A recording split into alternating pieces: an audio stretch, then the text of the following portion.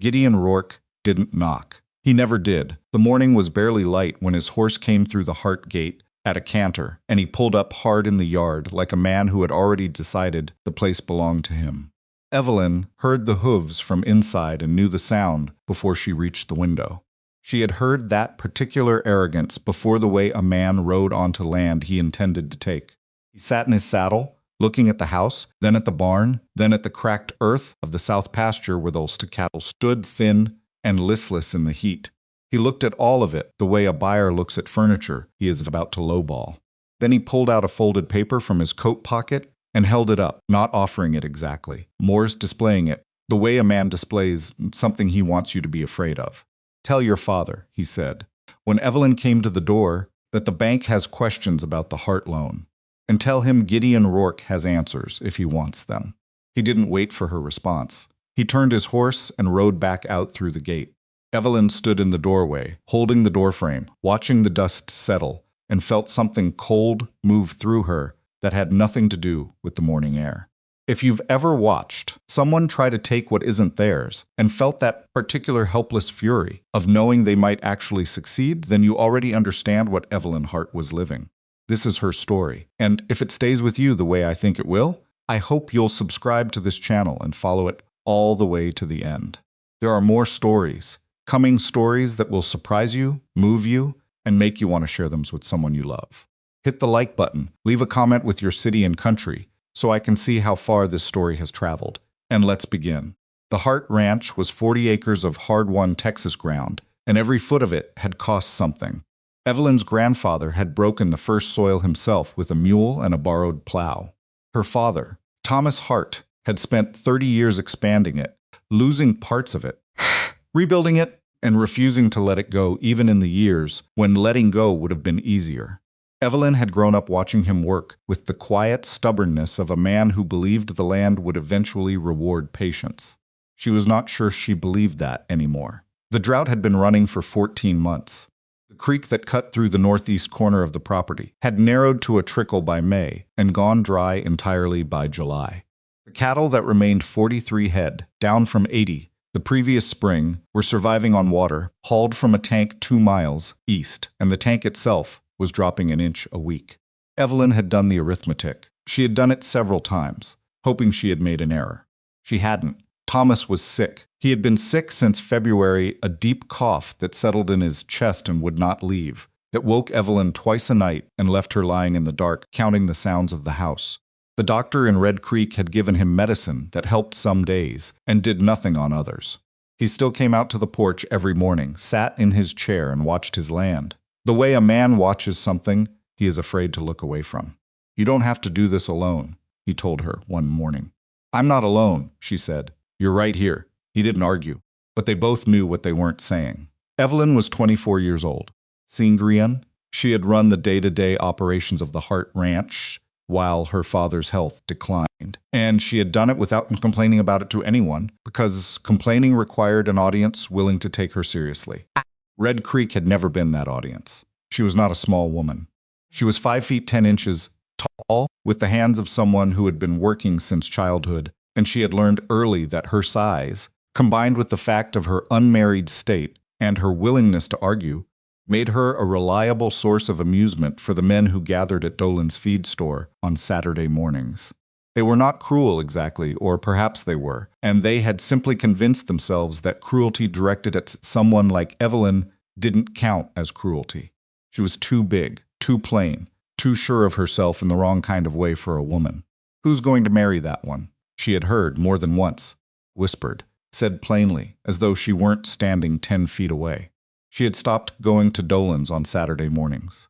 The morning after Rourke's visit, she rode into town anyway because the ranch needed salt blocks and she had put it off twice already. She tied her horse outside the feed store and went in and moved through the transaction as quickly as she could manage, watching the men near the counter the way you watch dogs you aren't sure about. It was Pete Granger who started it. He always started it. "Heard Rourke came by your place yesterday," he said. He said it to the man beside him, not to Evelyn, but loud enough that she was clearly meant to hear. "That right," the other man said. "Said he's looking at the Hart property. Said it might be coming available." Evelyn set the salt block down on the counter and turned to look at Pete Granger with the particular expression she had developed over years of exactly this, not rage, because rage gave them something to enjoy, but a flat, patient look that said she was waiting for him to finish and embarrassing himself. Evelyn's going to hold on, Pete said in the voice of someone explaining a joke. She's real determined. He said determined the way other men said foolish. The laughter was starting that low, warm, collective sound of men who have found something they can all agree on when the door behind Evelyn opened. She didn't turn around immediately. She was watching Pete Granger's face, and she saw something shift in it, a small recalibration, the kind that happens when an audience changes. "That's a real funny way to talk about a woman's business," said a voice behind her. It wasn't loud. That was the first thing she noticed. Most men who inserted themselves into conversations like this felt the need to perform, to match the volume of the room. This voice didn't. It was even and dry, the kind of voice that didn't feel the need to announce itself. Evelyn turned. The man in the doorway was somewhere past 30, weathered in the way of someone who had spent most of his adult life outdoors, without particularly caring about it. His hat was old. His coat had been mended at least twice at the left elbow. He wasn't large in a way that demanded attention, but he stood still in a manner that suggested he wasn't planning to move unless he chose to. He was looking at Pete Granger. "I don't know the lady," he continued, "but I'm going to guess she's been running that ranch longer than you've been telling people she can't." Pete Granger's face went through several expressions in quick succession.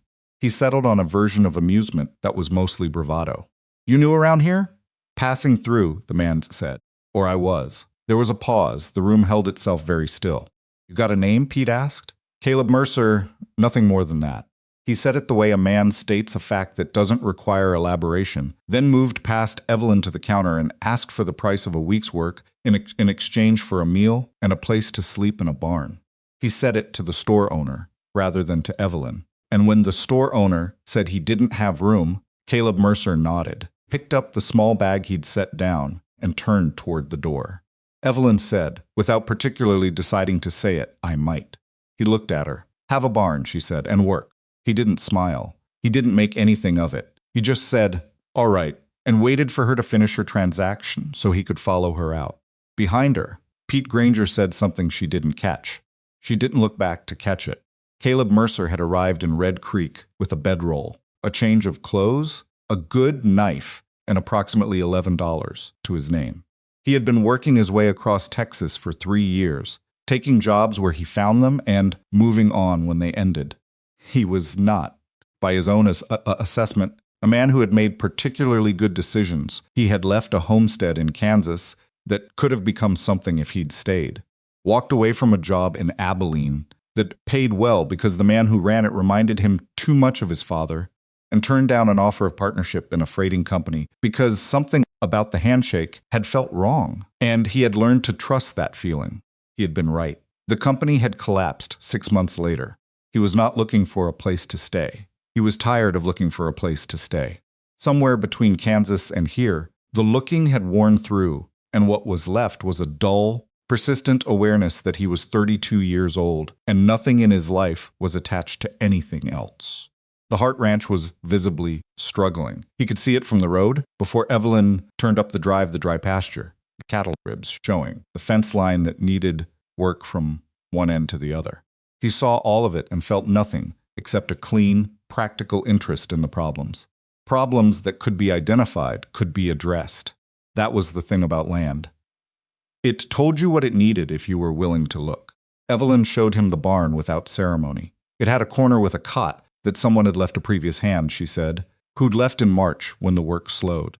She told him the pay was what she could manage, and she wasn't going to pretend otherwise.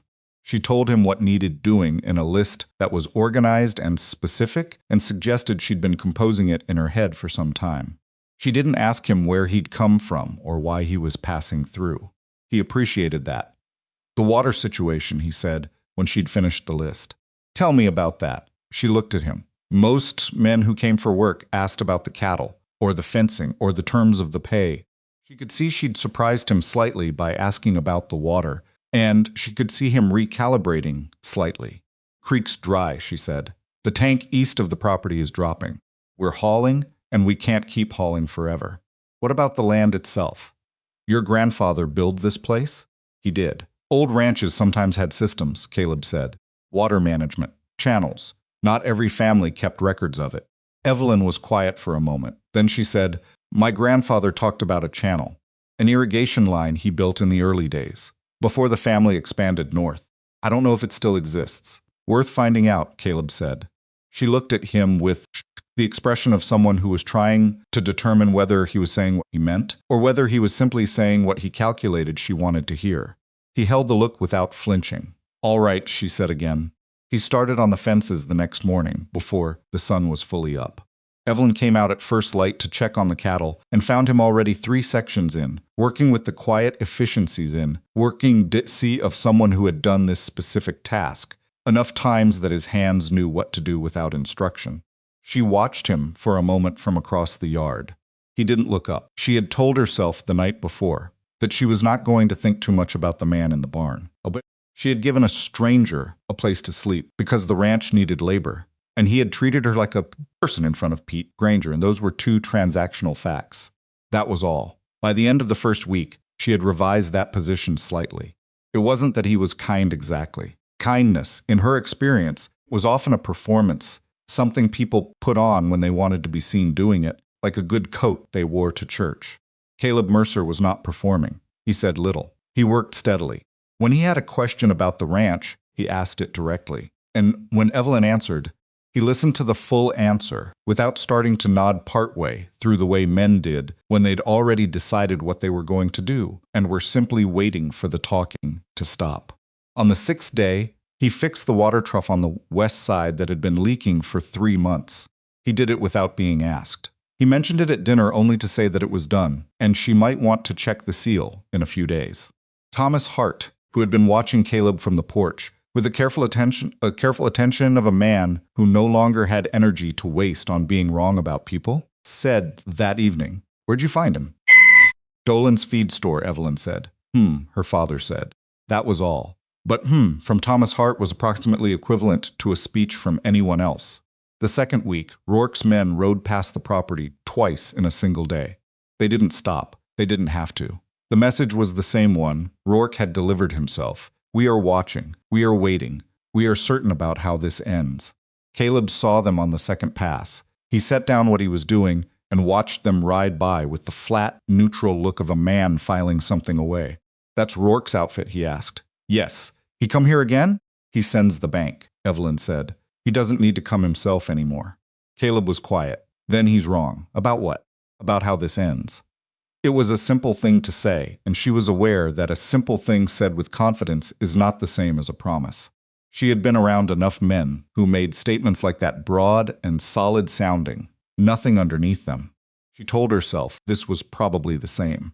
But later, lying awake listening to the familiar creak of the house and the distant dry songs the wind across the pasture, she thought about the way he had looked at Rourke's riders without a single trace of performance in his face. No posturing, no raised chin, just watching, just remembering. She turned onto her side and closed her eyes, and told herself it didn't mean anything. She was not entirely convincing. At the end of the second week, Caleb found the map. He had been moving things in the old storage room, attached to the barn clearing space, for feed they were expecting when he pulled a warped wooden crate from the back of a shelf and the false bottom shifted. Beneath it was a rolled piece of oilskin, tied with cord that had gone brittle with age. He brought it to Evelyn without opening it. He set it on the kitchen table and stepped back, because he understood instinctively that whatever was in it belonged to her first. She untied the cord carefully. The oilskin unrolled to reveal a hand-drawn map in faded ink, her grandfather's handwriting in the margins, measurements and notations that meant nothing immediately, and then slowly started to mean something.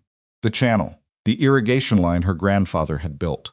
It was all there. The route of it, the dimensions, the points where it fed from the old creek bed into the pastures. It was old, and the land had changed, and some of what was marked might not exist anymore. But the logic of it was clear, and the general path of it followed the natural contour of the land, in a way that made practical sense even now. Evelyn looked at the map for a long time. Caleb said, "I believe it can work." She looked up. "People laughed," she said. It wasn't a question. I know, he said. You don't know, she said. You weren't here. You don't know what it's been like to suggest something and have every man in town treat it like you'd said something ridiculous. He didn't answer immediately. When he did, his voice was even. No, he said. I don't know that. You're right. He paused.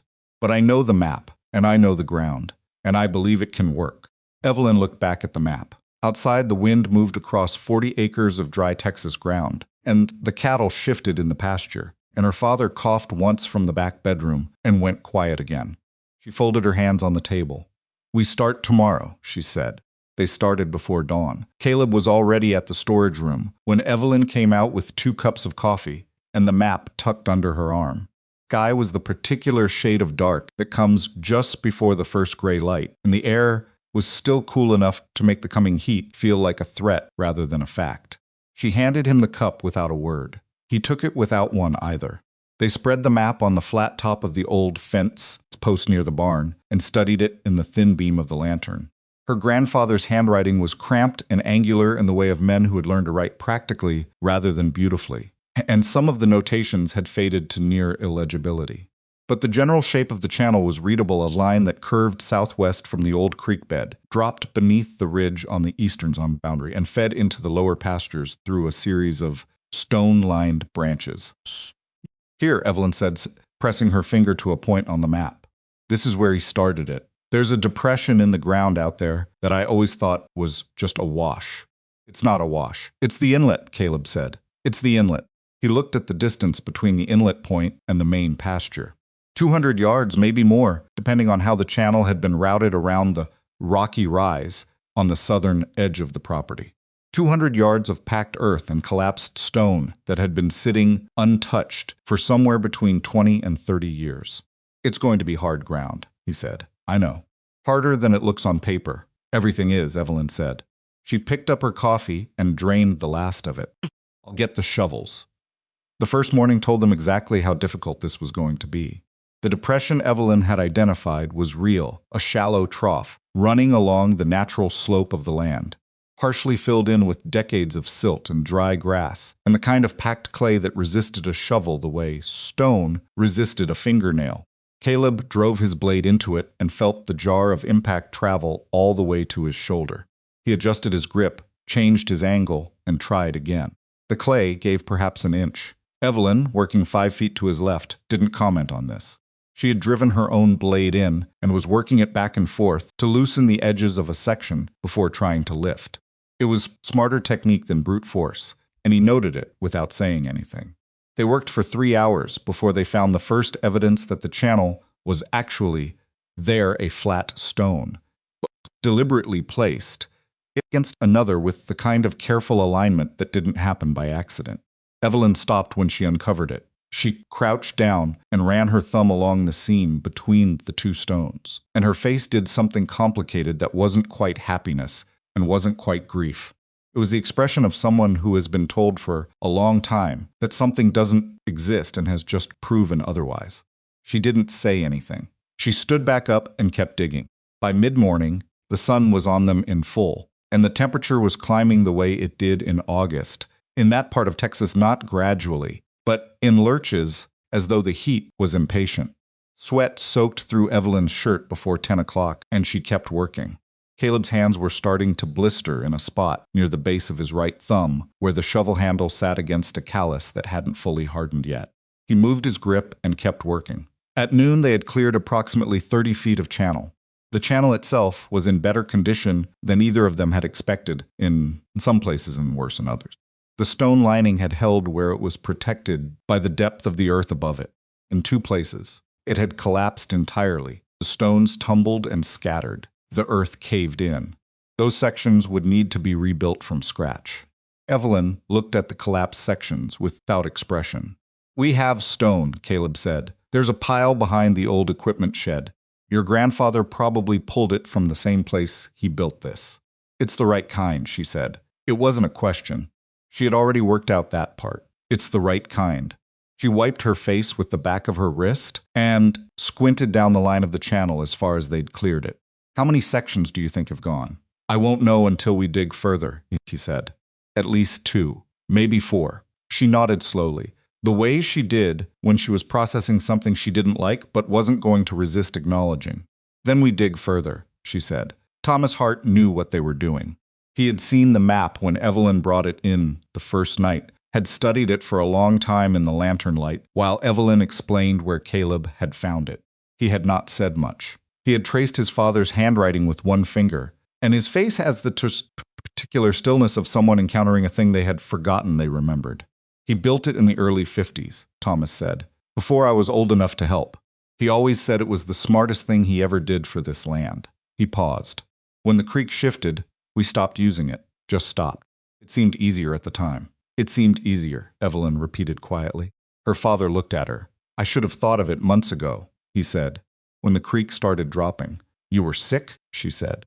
I was sick, he agreed. That's not an excuse. She didn't argue with him, and he didn't ask her to. They sat with that for a moment, the particular complicated silence of a parent and child who understand each other too well for comfort. The next morning he came out to watch them work. He lasted about 40 minutes in the heat before Evelyn sent him back to the porch with a firmness that left no room for negotiation. He went without fighting it, which told her he was more tired than he was admitting. She watched him go and then turned back to the channel and drove her shovel in again. Gideon Rourke received the report from his man Aldous on a Thursday afternoon, sitting on the wide porch of his house on the north end of the valley.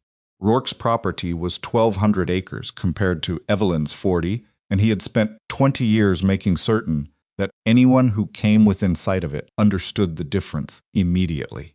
The house was large, and the porch faced south, which meant you could see most of the valley from where he sat, including the distant line of the Hart property, if the air was clear. Air was clear that Thursday. They're digging, Aldous said. What do you mean, digging? Out in the east pasture. Both of them. The Hart woman and the hand she took on. Been at it since before sunrise. Rourke frowned. He set down his glass. Digging what? Aldous took a breath. Looks like they found something. A channel, maybe. Old irrigation work. Rourke was quiet for a moment. He looked south, toward the far edge of the valley. He knew about the Hart property better than the Harts probably realized. He had spent the better part of 6 months researching it before he made his offer, the debt position, the water access, the condition of the cattle. He knew about Thomas's health. He knew about the bank loan and when it came due. He had, in fact, had a quiet word with someone at the bank just to ensure the loan terms stayed on the narrow side of manageable. Not illegal, exactly. Just attentive. What he had not researched was the land's history going back before Thomas Hart's tenure.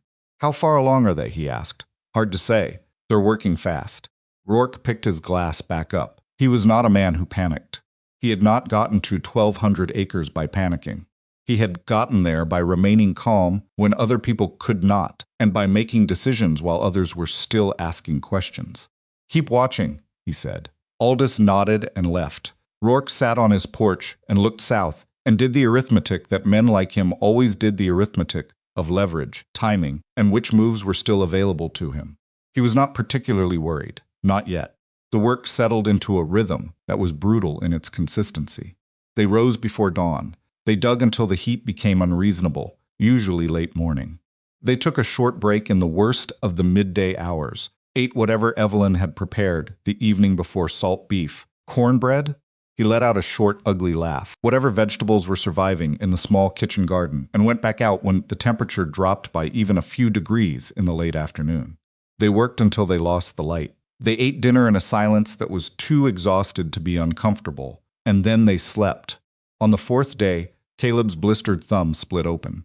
He wrapped it with a strip of cloth and kept working. Evelyn noticed and didn't say anything about it, which he was grateful for, because he was in no mood to be fussed at, and he could see she wasn't in the mood to fuss. They were past that kind of social negotiation. There was too much ground left to cover. On the fifth day, they hit a section of channel that was fully intact, untouched. The stone lining perfect. The depth correct. A 40-foot run that looked like it had been built yesterday rather than 30 years ago. Evelyn stood in it and looked along the length of it and laughed, suddenly and entirely without warning. It wasn't a polished laugh. It was sharp and a little rough and surprised, like it had gotten out before she could think about whether to let it. Caleb looked at her from the end of the section. She caught herself and pressed her lips together. Sorry, she said. Don't apologize for that, he said. She looked at him. That's a good laugh, he said. simply, as though it were a statement about weather or fence posts. She looked away and crouched to examine the stone lining of the channel more carefully. Her ears were slightly red. He went back to clearing the next section, and neither of them mentioned it again. It was on the 6th day that Evelyn's father collapsed.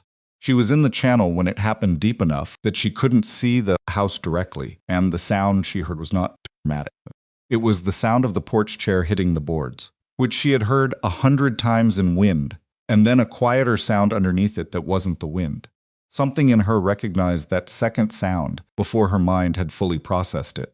She climbed out of the channel and crossed the yard at a run. Thomas Hart was on the porch floor, one hand gripping the leg of the chair, his face gray in the way that has nothing to do with dust or shadow.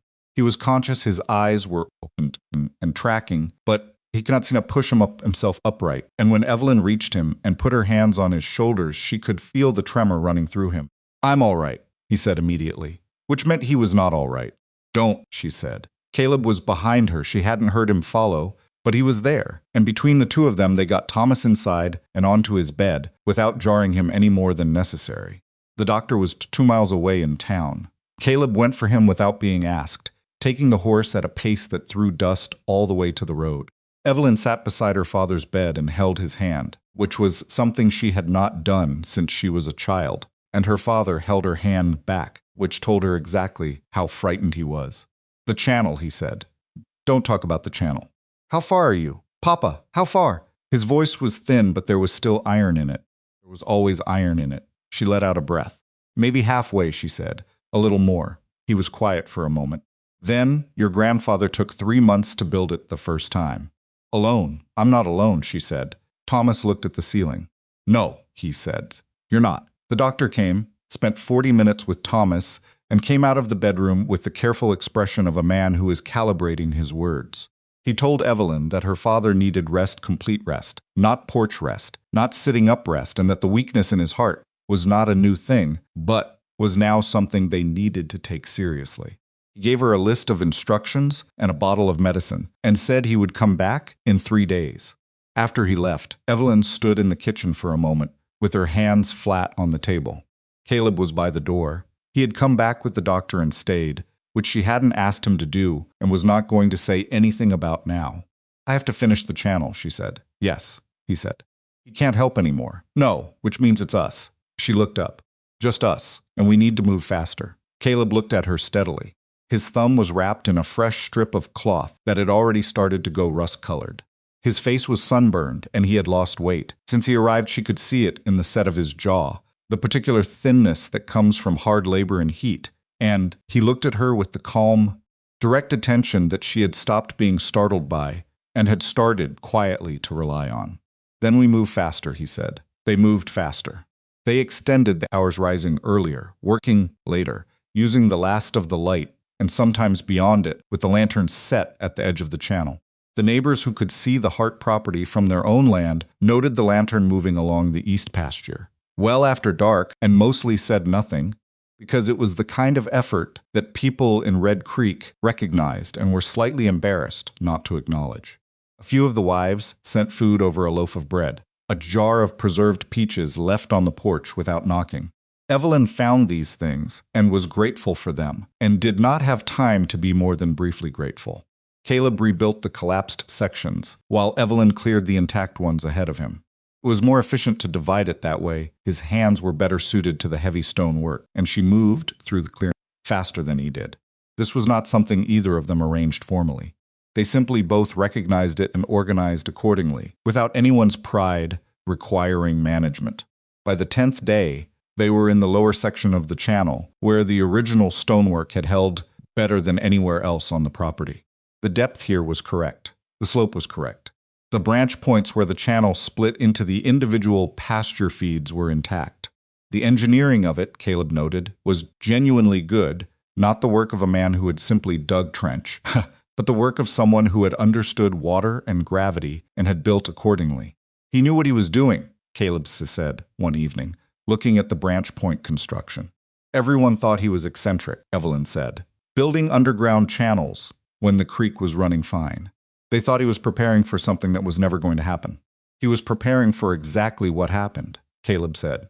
Yes, Evelyn said. He was. She was quiet for a moment. He died before the drought. He never knew if it would work. Caleb looked at her. He knew, he said. Men who build things like this know. She didn't answer that, but she didn't dismiss it either. On the 12th day, Rourke came himself. He didn't come through the front gate this time. Came along the fence line on the east side and stopped his horse where he could see them, working in the channel, two figures in the late afternoon light, moving steadily through what was clearly an organized and significant piece of work. He sat there for a while, long enough that Caleb noticed him without turning his head directly. "We have company," Caleb said quietly. Evelyn straightened and looked. Rourke didn't wave. He didn't call out. He just sat there on his horse studying what they were doing with the expression of a man who's revising his arithmetic. Evelyn looked back at him for 3 seconds. Then she went back to work. She heard his horse move away eventually. She kept her eyes on the channel. "He's worried," Caleb said. "Good," she said. Caleb allowed himself a small sound that was not quite a laugh. He went back to the stone he was fitting. That night, after dinner, after Evelyn had checked on her father and come back to sit at the kitchen table with the map spread out in front of her, marking the completed sections, Caleb said, from where he was washing the dinner plates, "You don't have to pretend it's not hard." Evelyn looked up. "What this?" He turned slightly. "All of it. The ranch. Your father, Rourke. You don't have to act like it's manageable because someone might see you struggling." She was quiet for a moment. "I've never had the option of not acting like it's manageable," she said. "The minute I show that this is hard, every man in this county takes that as confirmation that they were right, that it's too much for me, that I should sell. I'm not every man in this county," he said. She looked at him across the kitchen. He had turned back to the plates. The lamp was low and the light was warm and unsteady, and she was aware, in a way she had not quite let herself be before, of how naturally he had settled into this house, not taking it over, not filling it with his presence the way some men did, just present, steadily, reliably present. "No," she said quietly. "You're not." She looked back at the map. Her hand was shaking slightly, she noticed. Not from fear. From 11 days of hard labor and too little sleep and the compressed weight of everything she was holding together. She pressed her palm flat against the table and let the warmth of the wood steady it. On the 14th day, they connected the final section. It was late afternoon, and the light was starting to go golden and long, the kind of Texas light that makes even dry ground look like something worth having. Caleb fitted the last stone into the branch point, and Evelyn packed the clay around the edges, and they both stood back and looked at the full run of it, 230 feet of restored channel, cleaned and cleared and fitted in seats, running from the inlet point all the way through to the lower pasture feeds. It was not by any measure a beautiful piece of work. There were rough sections and mismatched stones, and 2 places where Caleb had improvised on the original design because the original had given way to the ground. But it was solid. The logic of it held. The slope was correct. The only question left was the inlet. The inlet point was where the old creek bed fed into the channel through a stone sluice gate that her grandfather had built to control the flow.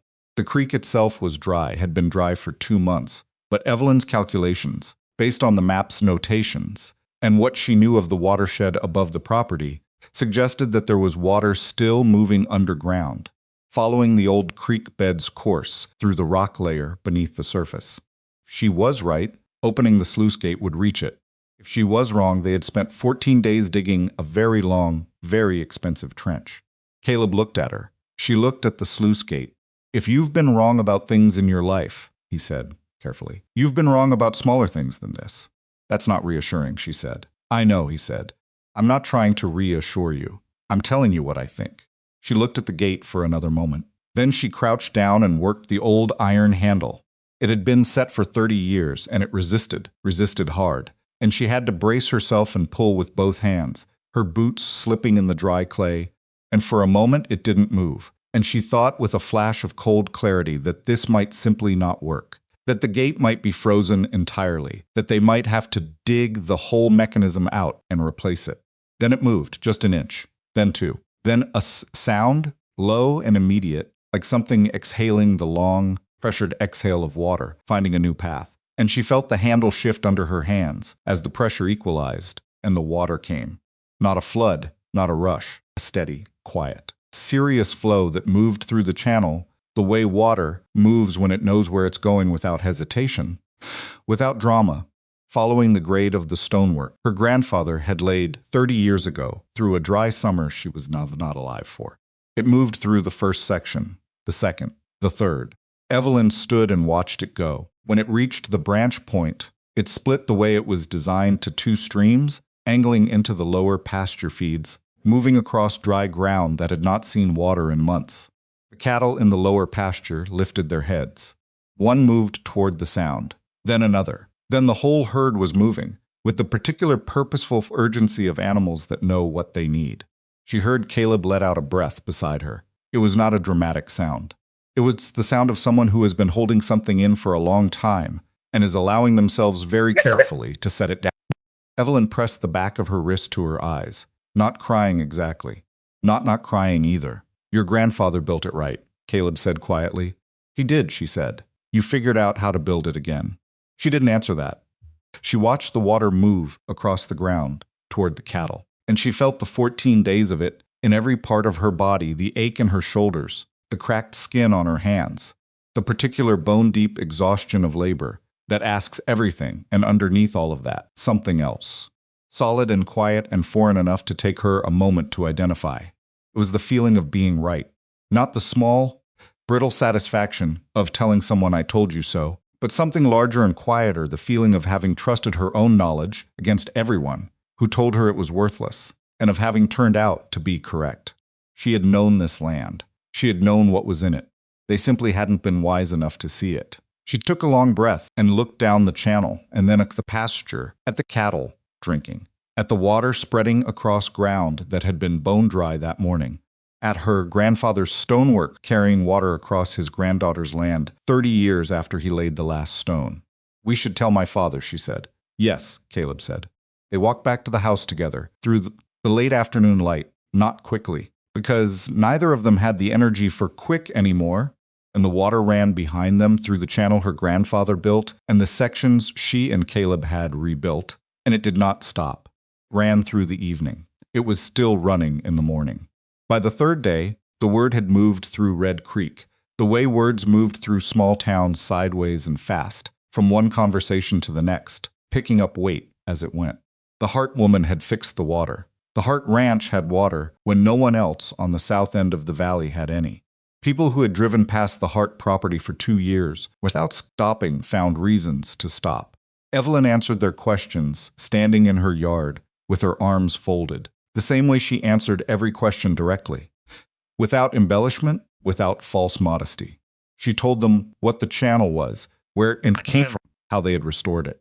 She told them the principle of it, that old creek beds often still carried water underground, that her grandfather had understood this and built accordingly, that the watershed above the property fed enough flow to sustain the channel through a moderate drought.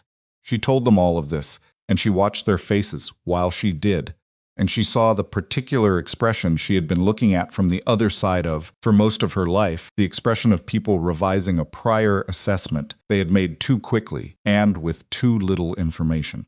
It was not a comfortable expression to produce in other people, but it was an honest one, and she preferred honesty to comfort as a general rule. Caleb watched from the far side of the yard during these conversations, close enough to be present, and far enough away to make clear that Evelyn was the one answering.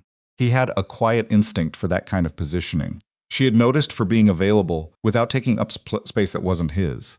On the 4th day after the channel opened, Pete Granger came to the gate on his horse and sat there until Evelyn came out. Heard you fixed the old irrigation line, he said. I did, she said.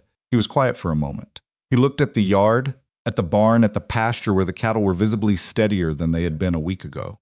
He had the look of a man forming a sentence he had not had to form before and finding it somewhat unfamiliar. Good work, he said. He said it shortly and without warmth and turned his horse before she could respond.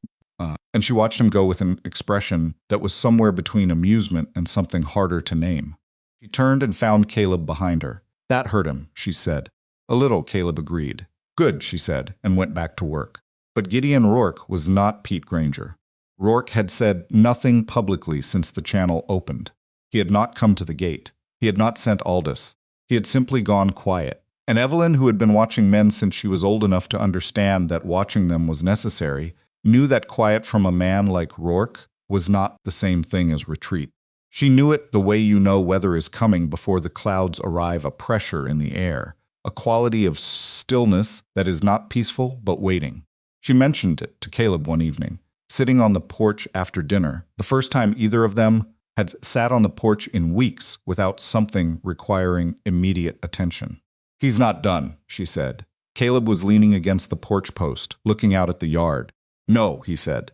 "The channel changes his position. He thought we'd have to sell. Now he knows we won't." Which means, Caleb said, he has to change his approach. Yes, she was quiet for a moment. "What would you do? If you were him?" Caleb considered that with the seriousness it deserved. He was not the kind of man who gave quick answers to real questions. "I'd go after the thing I couldn't build," he said. "If I couldn't win the water, I'd go after the right to it. The legal claim." Evelyn sat with that. It was the right answer. She had known it already, somewhere underneath, but hearing it, said plainly, made it concrete in a different way. "My grandfather's papers are in the old chest in the office," she said slowly. "I've never gone through all of them." "Maybe you should," Caleb said. She nodded. She looked out at the dark yard and the darker pasture beyond it, and somewhere out there the channel was running, steady and quiet and invisible in the dark, carrying water across ground that needed it. "Tomorrow," she said. Caleb didn't answer. But he stayed on the porch for a while, after she went inside, looking out at the property, with the careful attention of a man who has decided, without making a speech about it, that something is worth guarding. The chest was older than Evelyn. She had known it her whole life, the way you know furniture that has always occupied the same corner as a fixed object, unremarkable, background. It sat in the far corner of her grandfather's office, which had become her father's office, and then, slowly, as Thomas's health declined, simply the room where the ranch papers lived. The chest was dark wood, iron-banded at the corners, with a lock that had been open for as long as Evelyn could remember because the key had been lost sometime in the 1860s, and no one had bothered to replace it. She opened it the morning after she and Caleb sat on the porch. The top layer was what she expected: letters, receipts, the kind of accumulated paper that a working ranch generates over decades without anyone quite deciding to throw it away. Her grandfather's handwriting, her grandmother's, a few letters from people she didn't recognize. She lifted these out carefully and set them aside and went deeper. The middle layer was land documents, survey records from the original claim, some in English, some in a mix of English and Spanish that dated from the territorial period. Evelyn spread these on the desk and looked at them carefully, reading slowly, aware that legal language from 30 years ago did not always mean what it looked like it meant on the surface. Caleb came in partway through the morning, carrying 2 cups of coffee, and sat across from her without asking what she'd found. He could see she was reading. He set the coffee within her reach and picked up one of the survey records from the edge of the desk and looked at it. "What are you looking for specifically?" he asked. "Water rights," she said. "Any documentation of the channel and the right-of-way. My grandfather registered it formally, and I think he might have, because he was careful about that kind of thing. There will be a record somewhere." Caleb nodded and read the survey record he was holding. After a moment, he set it down and picked up another one. They worked through the middle layer for 2 hours before Evelyn found it. It was not in a separate envelope or marked in any particular way. It was folded inside a larger survey document, the edges browned and the fold lines deep from decades of sitting in that position.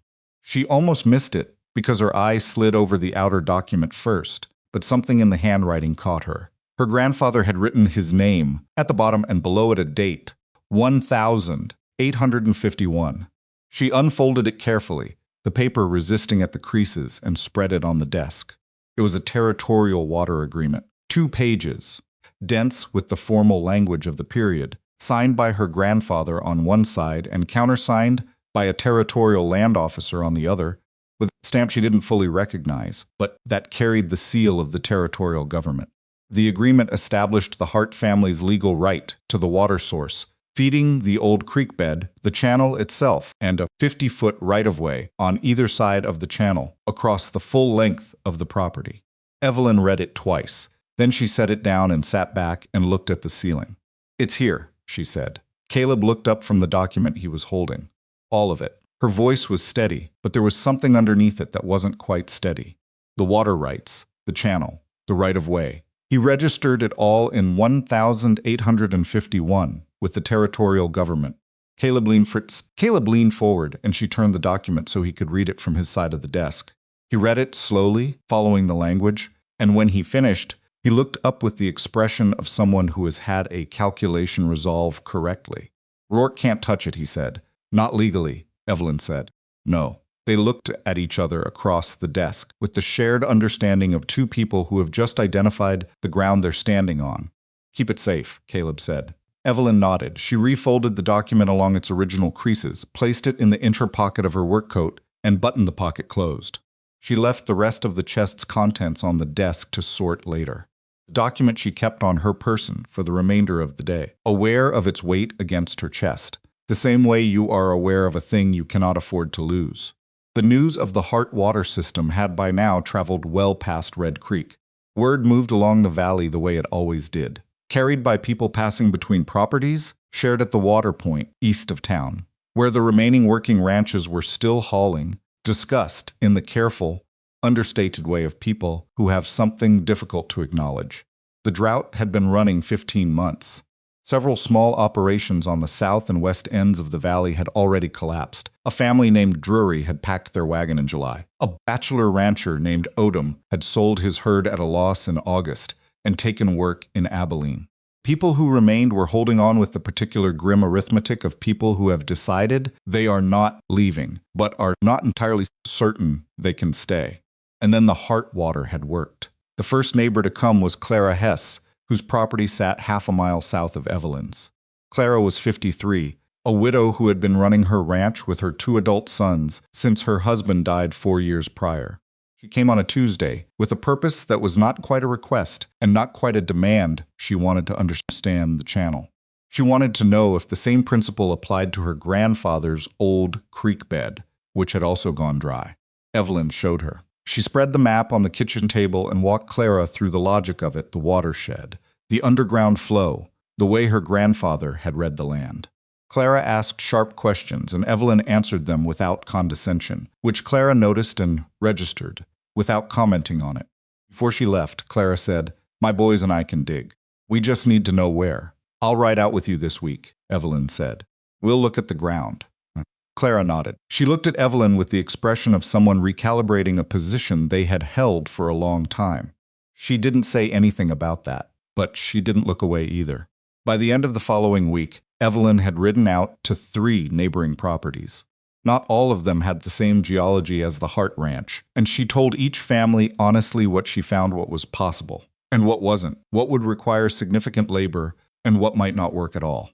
She did not promise what she couldn't deliver. 2 of the 3 properties had workable options. She helped them begin. She did this while still managing her own ranch, still hauling water for the sections of the Hart herd that the channel didn't yet reach directly, still checking on her father twice a day and making sure he was eating and resting in the specific, inflexible way the doctor had ordered. She was not sleeping enough. Caleb knew it because he saw the lamp in the kitchen at hours when it should have been dark, and because the particular set of her jaw in the morning had the quality of someone who has been awake with problems that don't resolve themselves by lying in the dark. He didn't tell her to rest more. He had enough sense to know she already knew that, and that the knowing wasn't the problem. What he did was take over the morning cattle check without being asked, which freed her an extra hour before breakfast that she used, he noted, not to sleep but to sit at the kitchen table with the ranch accounts. He let that go too. He had learned a specific usefulness in not trying to manage Evelyn Hart. Gideon Rourke was not a man who made emotional decisions, and the one he made in the 3rd week of August was not, in his assessment, emotional. It was strategic. He had watched the Hart situation change. He understood that the water system had stabilized the property in a way that made a straightforward purchase offer impossible. Evelyn would not sell now, and the property's value had shifted in her favor. He understood further that her assistance into neighboring ranches was building the kind of goodwill that would make it difficult for anyone to move against her without consequences. She was no longer isolated. She was, in fact, becoming something like a resource. He did not admire this. He simply accounted for it. What he could still affect, if he moved carefully, was the financial pressure. The bank loan was the cleanest instrument available. He had an arrangement with Harlan Webb at First County that had served him on other occasions, not corruptions exactly, more a shared understanding of how things worked and whose interests it was in to protect. He had Webb call in the loan. The letter arrived on a Wednesday morning. Evelyn read it at the kitchen table, with Caleb sitting across from her, and her face did the thing it did when she was taking a blow. She wasn't going to show a slight tightening around the eyes, a compression of the mouth, something that a stranger might not have noticed, and that Caleb noticed precisely because it was so controlled. Full repayment, she said. 60 days. How much?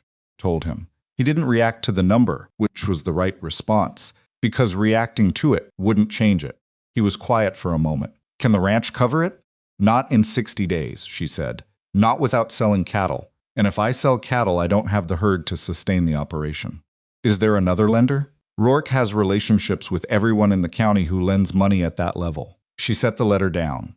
He knows that. Caleb looked at the letter. He's not trying to outcompete you, he said. He's trying to exhaust you. Yes. She had arrived at this conclusion before he said it. But hearing it stated plainly means it's something they were both looking at instead of something she was carrying alone. And that was its own kind of relief. All right, Caleb said. He said it. He said most things not as a comfort and not as a plan, simply as an acknowledgement that they were here. And this was real and they were going to deal with it. What are your options? She had been thinking about that since the moment she read the letter. She thought about it with the cold, organized part of her mind that took over when the rest of her wanted to sit down and put her face in her hands. The neighbors I've been helping, she said slowly. Clara Hess, the Morrison brothers, Ed Farrow. Caleb waited. They were willing to pool resources, she said. Not alone exactly. A shared arrangement. Each of them contributes what they can toward the bank obligation in exchange for I don't know. Continued access to the water knowledge. Formal water-sharing rights during future droughts. She could hear how uncertain it sounded as she said it, because it depended on things she could not control, on people deciding that her value to them was worth a financial risk, on goodwill being stronger than self-interest, on her being able to ask for help in a way that didn't come across as desperation. She was not good at asking for help. She had not had occasion to develop that particular skill. It's the right move, Caleb said. You think they'll say yes? He considered that honestly. I think Clara Hess will say yes, he said. I think the Morrisons will take a day to think about it and then say yes. He paused. Farrow is harder to read. Farrow is proud, Evelyn said. Yes, but he's also practical, and his cattle are still struggling. She sat with that. Outside, the morning was building its heat the way August mornings in Texas did incrementally, then all at once.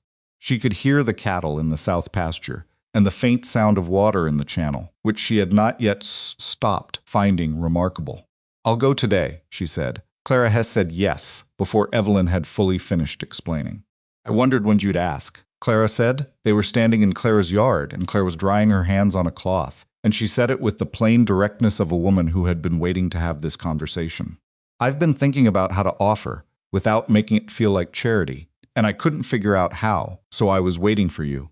Evelyn blinked. Don't look at me like that, Clara said. You helped us find water. My boys haven't lost a head of cattle in 3 weeks. That has a value. What you're proposing is fair. The Morrison brothers, Dale and Roy, both in their 40s, both the cautious, soil-reading type of ranchers who made decisions slowly and held to them, asked the questions Caleb had predicted they would ask. They wanted to know the legal structure of the arrangement, the timeline, what happened if the bank wouldn't negotiate terms. Evelyn answered each question honestly, including the parts where she didn't know the answer. By the end of the conversation, Dale Morrison looked at his brother, and Roy nodded once, and Dale said they were in. Ed Farrow was harder. Farrow's property was the largest of the three, and he had spent 40 years building it without taking help from anyone in a way that he was currently aware of, which was the particular blindness of self-men. They forgot every invisible assistance they'd ever received and remembered every risk they'd taken alone. He sat across from Evelyn in his kitchen and listened to her proposal with his arms folded, and his face held in the arrangement of a man who is looking for reasons to say no. Why should I put money into Heartland? He said. Not hostile exactly. Just direct. You're not putting money into Heartland, Evelyn said. You're restructuring a debt obligation that, if it fails, takes a working water system out of a valley that's in a drought. Your herd doesn't stop needing water because my bank loan is called in." Pharaoh looked at her. The folded arms didn't move. "And," she said, "if you'd found that channel on your property, I'd have been at your gate helping you dig it out. Same as I was at Clara's, same as I was at the Morrisons. That's how this valley is supposed to work." Pharaoh was quiet for a long moment. He looked out his kitchen window at his own parched south pasture and then back at Evelyn. "What are the water sharing terms?" he said. She told him. He listened. He asked 2 more questions, both practical, both reasonable. And then he unfolded his arms and said, "All right, but I want it in writing." "So do I," Evelyn said. She rode back to the Hart Ranch in the late afternoon with the agreements in her pocket alongside the 1,851 territorial document, and she felt the particular tiredness of someone who has spent a day in careful negotiation, the kind of exhaustion that is different from physical labor but arrives in the same place, somewhere behind the... Caleb was repairing the section of north fence that had been on the list since the day he arrived and that they had not had time to touch. He looked up when she came through the gate and read her face before she said anything. "Pharaoh," he said. "Eventually," she said. He set down his fence tool. "All 3? "All 3. He was quiet for a moment. Then he said, "Good. Not I knew it would work, or I told you so, or that's a relief. Just good." As though the correct thing had happened, and he was simply confirming it. She appreciated that more than she would have been comfortable saying. That evening she sat at the desk in the office and wrote out the terms of the arrangement clearly, in plain language, with enough specificity that it could not be misread later. She had no legal training, but she had read enough of her grandfather's documents over the past weeks to understand what made a written agreement hold precision, specificity, and the absence of assumptions. When she was done, she read it back twice and then set it aside to show Caleb in the morning. She was reaching to turn down the lamp when she heard the cattle. Not the settled nighttime sound of animals resting. Something else, a sudden shift in the sound, a restlessness, and underneath it, a sound that should not have been there at all. Hooves on dry ground, moving fast in the south pasture. She was out the door before she had fully processed what she was hearing. The south fence had been cut. Not broken, cut cleanly in 2 places. The wire ends still bright where the tool had gone through. Zabakwazama. The gap was wide enough for cattle to walk through in numbers, and enough of them had done exactly that in the time between the cut and Evelyn reaching the fence that the darkness beyond the property line was full of the sound of moving animals. Caleb came out of the barn at a run. He had heard it too, and they stood at the gap in the fence for the span of about 3 seconds, which was long enough to understand the full scope of what they were looking at, and then Evelyn was back at the barn for her horse, and Caleb was right behind her. They rode into the dark after the cattle. This was not the romanticized version of a night ride. The ground was rough, and the moon was partial, and they were pushing horses through terrain that neither animal was happy about, following sound more than sight, cattle's movement a noise ahead of them that kept dividing and redirecting itself in the way of animals that have been spooked from multiple directions. Someone had been in the south pasture before the fence was cut. Someone had pushed the cattle toward the gap. Evelyn worked the east side and Caleb took the west, and they spent the better part of 2 hours doing the kind of unglamorous, grinding work that actual ranch life consisted of: circling, redirecting, calling, pushing, losing 5 head and finding 4 of them, and losing 2 more and finding 3. In the dark, with tired horses, and no way to see more than 30 feet in any direction, it was organized chaos at best. By midnight, they had recovered most of the herd, not all of it. In the final count, standing at the gap in the fence with the lantern held up to see, Evelyn counted 11 head missing.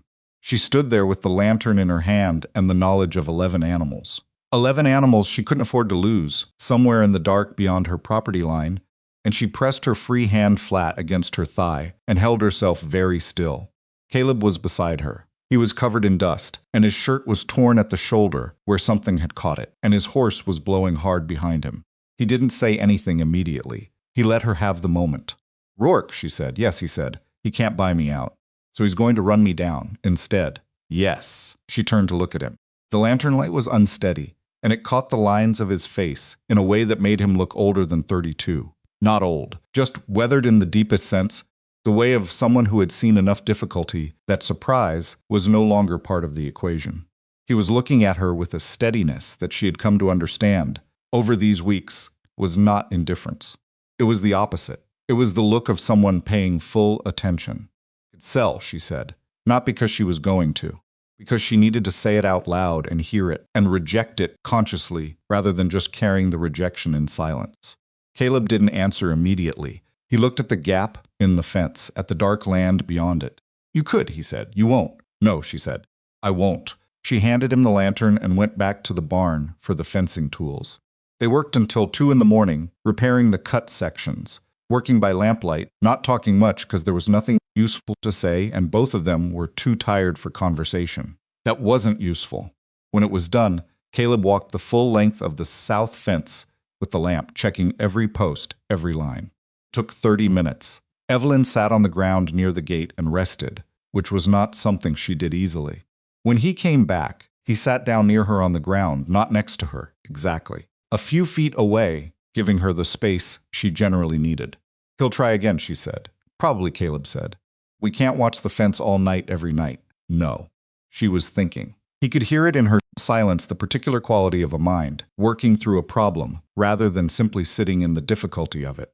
He had come to recognize this over weeks of working beside her, the different qualities of her quiet, what each one meant. The neighbors, she said finally. He looked at her.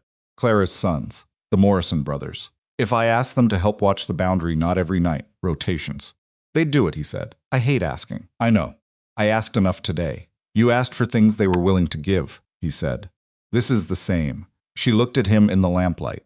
He was sitting with his arms resting on his knees, and his face was honest in the uncomplicated way it always was. And she thought, not for the first time, about the oddness of the specific ease she felt with him, the way his presence didn't require management, the way other people's presences required management, didn't need her to be smaller or quieter, or more agreeable or less certain than she was.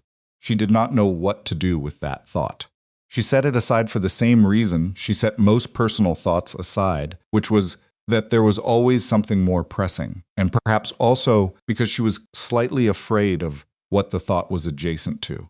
In the morning, she said. Yes, he said. In the morning, they got up from the ground slowly, the way people get up when everything hurts, and went back to the house. The 11 missing cattle were found the next day. A rancher named George Atlee, whose property butted up against the eastern edge of Rourke's land, sent his boy over in the morning with a note. He'd found 11 Hart cattle on his fence line at first light, clearly pushed off their property. He was holding them and they were welcome to come collect. Evelyn read the note and let out a long, controlled breath. Cattle were recovered. The breach was repaired. The immediate crisis was over. But when she rode out that afternoon to establish the rotating watch with the neighboring ranches, something they agreed to without hesitation, which she absorbed without the satisfaction she might otherwise have felt, because there was no room for satisfaction right now. She passed the south pasture and looked at the newly repaired fence line, and understood with clean clarity that this was not a battle about cattle or fences or money. This was Rourke's version of patience. He had more resources than she did, more connections, more time, and he intended to use all three to grind her down until she had nothing left to fight with. It was the calculation of a man who had won before by outlasting people. It was what she had told Caleb. He wasn't trying to outcompete her. He was trying to exhaust her. The question was whether she could hold her coalition together long enough to deny him the timeline he was counting on. She rode back to the house and went into the office and sat at the desk and looked at the written agreement she had drafted the night before and thought about what kind of man could confirm whether it would hold legally. She knew of one. Samuel Pierce in the county seat, an attorney with a reputation for honesty in a county that did not have an abundance of it. She had never met him. He was a day's ride. She picked up the pen and added a note to the bottom of the agreement. Consult Pierce, county seat. Water rights document. Confirm legal standing before Rourke can move legally. She set the pen down and looked at what she'd written. Outside, the evening light was going orange across the pasture, and the cattle were settling, and the channel, 30 feet east of where she sat, was still running, steady and quiet in the way of things that are not going to stop. Simply because someone wishes they would. She folded the note. the documents together, her draft agreement, the 1,851 territorial record, the bank letter, and set them inside the chest, which she now kept on the desk rather than in the corner, close where she could see it. She went out to the porch, where Caleb was sitting in the evening air, both of them worn enough to simply sit for a moment without the conversation needing to do anything. The watching neighbors were posted. The fence was repaired. Coalition was formed. The documents were organized. Rourke had cut the fence and scattered the cattle, and she had recovered the cattle and repaired the fence and built something he hadn't anticipated, a network of people who now had a material interest in the Hart Ranch surviving. She was still standing. The next move was his, and she intended to be ready for it. Rourke's next move came not on horseback and not in the night. Came on paper. A county clerk's rider delivered the notice on a Thursday morning, folded and sealed and entirely official in its presentation, the kind of document that was designed to look inevitable before you even opened it. Evelyn was at the water trough when the rider came through the gate, and she took the document with the flat expression she had developed for receiving bad news in front of witnesses. She waited until the rider had turned and gone before she broke the seal. It was a notice of county investigation into the Hart water system.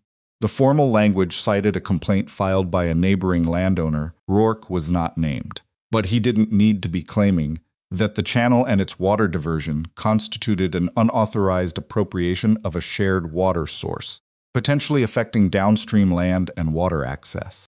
The County Land Commission was opening a formal inquiry. Evelyn was required to provide documentation of her legal claim to the water within 30 days or face a county order to cease use of the channel pending further review. She read it twice, standing in the yard in the morning heat, and then she folded it along its original creases and put it in her coat pocket next to the 1,851 territorial document, which had not left her person since the morning she found it. She went inside and told Caleb. He read it at the kitchen table without expression, which she had learned was not the same as not reacting. He was processing. She could see it in the small stillness of his hands. 30 days, he said. Yes, you have the document. Then this is a legal problem, he said, not a land problem. He set the notice down. Pierce, we need to go to the county seat, she said. Both of us. We need Pierce to look at everything, the territorial agreement, the investigation notice, the bank letter, all of it at once. When? She looked out the window at the ranch, the cattle that needed moving this afternoon, the fence section on the north end that Caleb had been shoring up against the dry season's damage, her father, who had been having a better week, but whose better weeks were still fragile things that could turn without much warning. Tomorrow, she said, early. Caleb nodded. He picked up the notice again and looked at it once more, not reading it again exactly, just looking at it the way you look at a thing you want to fully remember. Then he set it down. He's getting nervous, Caleb said. Good, Evelyn said. Nervous men make mistakes. She said it more firmly than she felt it, but feeling it firmly would come later. Right now she needed to say it out loud and build toward it. She told her father that evening. Thomas Hart listened from his chair by the window. He had been allowed to sit by the window as a concession to his complete refusal to stay in bed past the first week, and his face went through the same sequence Evelyn's had. A controlled tightening, followed by the careful settling of a man who has received bad news before and knows the shape of it. When she finished, he was quiet for a moment. The 1,851 document, he said. I have it. He doesn't know you have it. Probably not, she said. He knows grandfather built the channel. He may know grandfather registered it. He's done enough research into this property. But I don't think he knows I found the original agreement. Thomas looked out the window at the darkening yard. His hands were folded in his lap with the particular stillness of a man who is managing discomfort and not complaining about it. Pierce is the right choice, he said. I met him once, years ago. He's honest. That's what I've heard. He'll tell you if the document is enough. And if it isn't. Thomas looked at her. It will be, he said. Not with false certainty. He said it the way he said things he had thought through carefully. Your grandfather was meticulous. That's the word for him. Meticulous. He paused. He was also right about the water, and he was right to register it, and he did both of those things 40 years before anyone thought they'd matter. He paused again. That was his way. He built for the long time, not the short. Evelyn sat with that. She looked at her father, at the thinness in his face that hadn't been there 2 years ago. at the way he held himself with a care that hadn't been necessary before the cough settled in, and felt the particular ache of watching a parent diminish while still being so completely, recognizably themselves. "I'm going to fix this," she said. "I know you are," he said. "I'm not worried about that." He looked at her with the directness that had always been the characteristic thing about Thomas Hart, the quality she had inherited and that half the county found inconvenient. "I'm only sorry you have to." She didn't know what to say to that, so she said, "Get some rest," and stood up and squeezed his shoulder once, briefly, and went to prepare what she needed for the morning. They rode out before the sun was fully up. The county seat was a day's ride, 8 hours in good conditions, longer if the horses needed resting in the heat. Evelyn had packed the documents in an oilskin sleeve inside her saddlebag, the same kind of protection her grandfather had used, which she noticed but did not comment on. Caleb had the water and what food they could carry. They moved at a steady pace without pushing the horses, because the horses would need to make the return trip, and there was no room in the current situation for a lame animal. They rode mostly in silence for the first 2 hours. This was not uncomfortable silence. It had the quality of people who have worked alongside each other long enough that quiet is simply another form of company.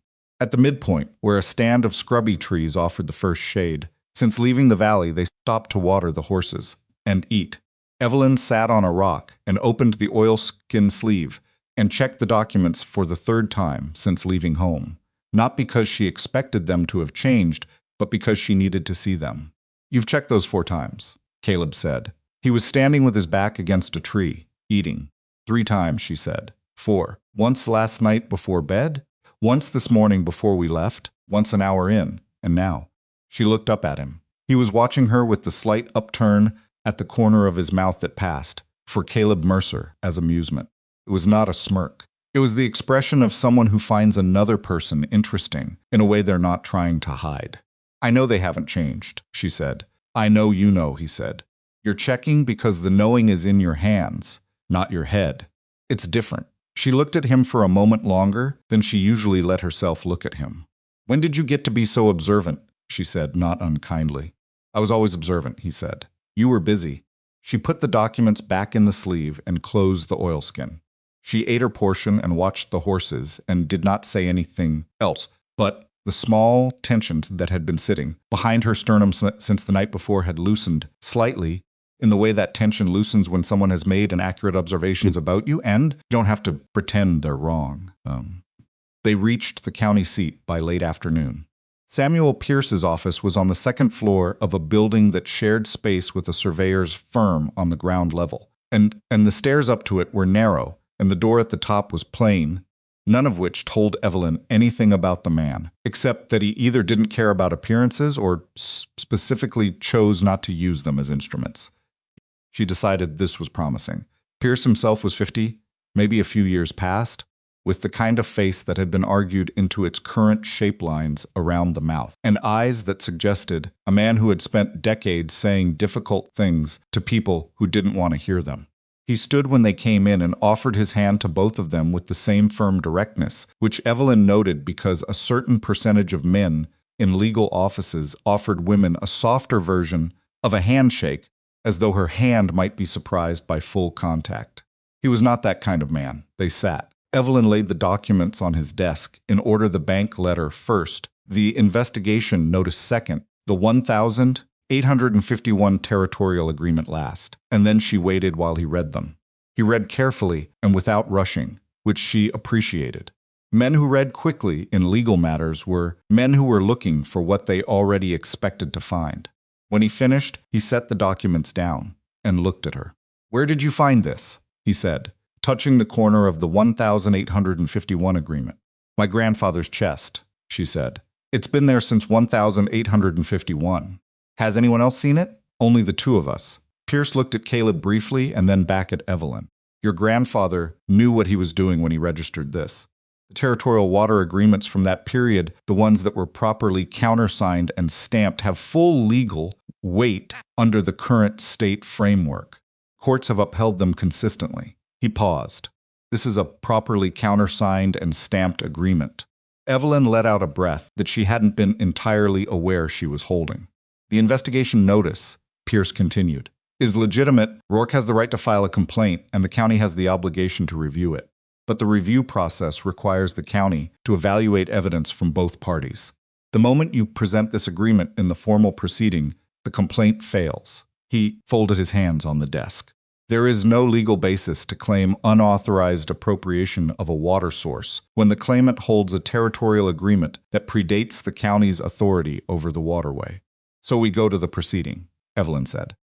You go to the proceeding, Pierce said, and you bring this document, and you let the record speak. He looked at her steadily. But I want to be honest with you, Miss Hart. Rourke has influence with the county commission. The legal position is yours. The political position is not as clean. What does that mean practically? It means the proceeding may not be straightforward, even with the evidence. It means Rourke may attempt to delay the review, to bring in additional claims, to use the process itself as a pressure mechanism, regardless of the merits. He paused. It means you need a proper legal representative at the proceeding. You, she said. It wasn't a question. Pierce looked at her and then at the documents and back at her. I'll need a retainer, he said. I won't pretend otherwise.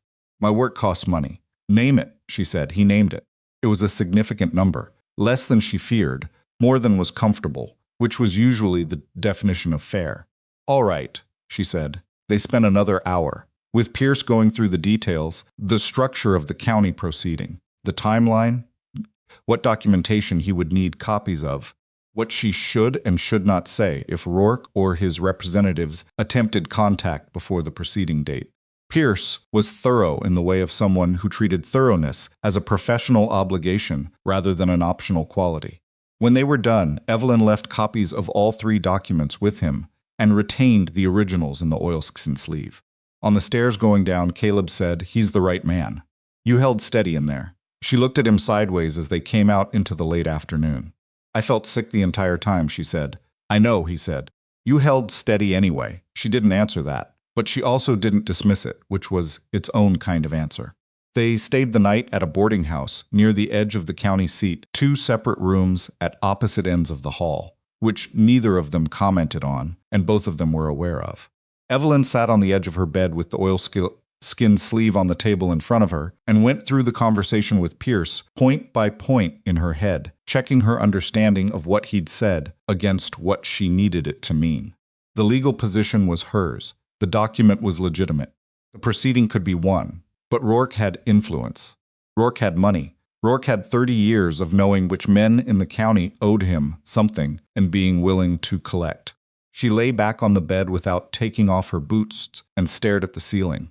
She was 24 years old, and she was fighting a man with 1,200 acres and 20 years of political capital for the right 40 acres and a water channel her grandfather had built before her father was born. When she put it that way, the absurdity of the situation had a certain bleak clarity. She was not the first person Rourke had done this to. She was possibly not even the most egregious case. But she was the one who had the 1,851 document. She sat up, pulled off her boots, and went to sleep.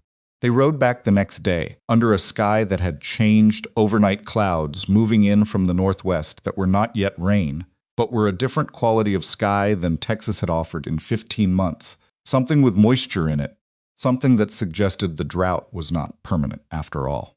Caleb looked at the sky twice on the ride, but didn't say anything. Evelyn noticed him looking. Rain, she said. Maybe, he said.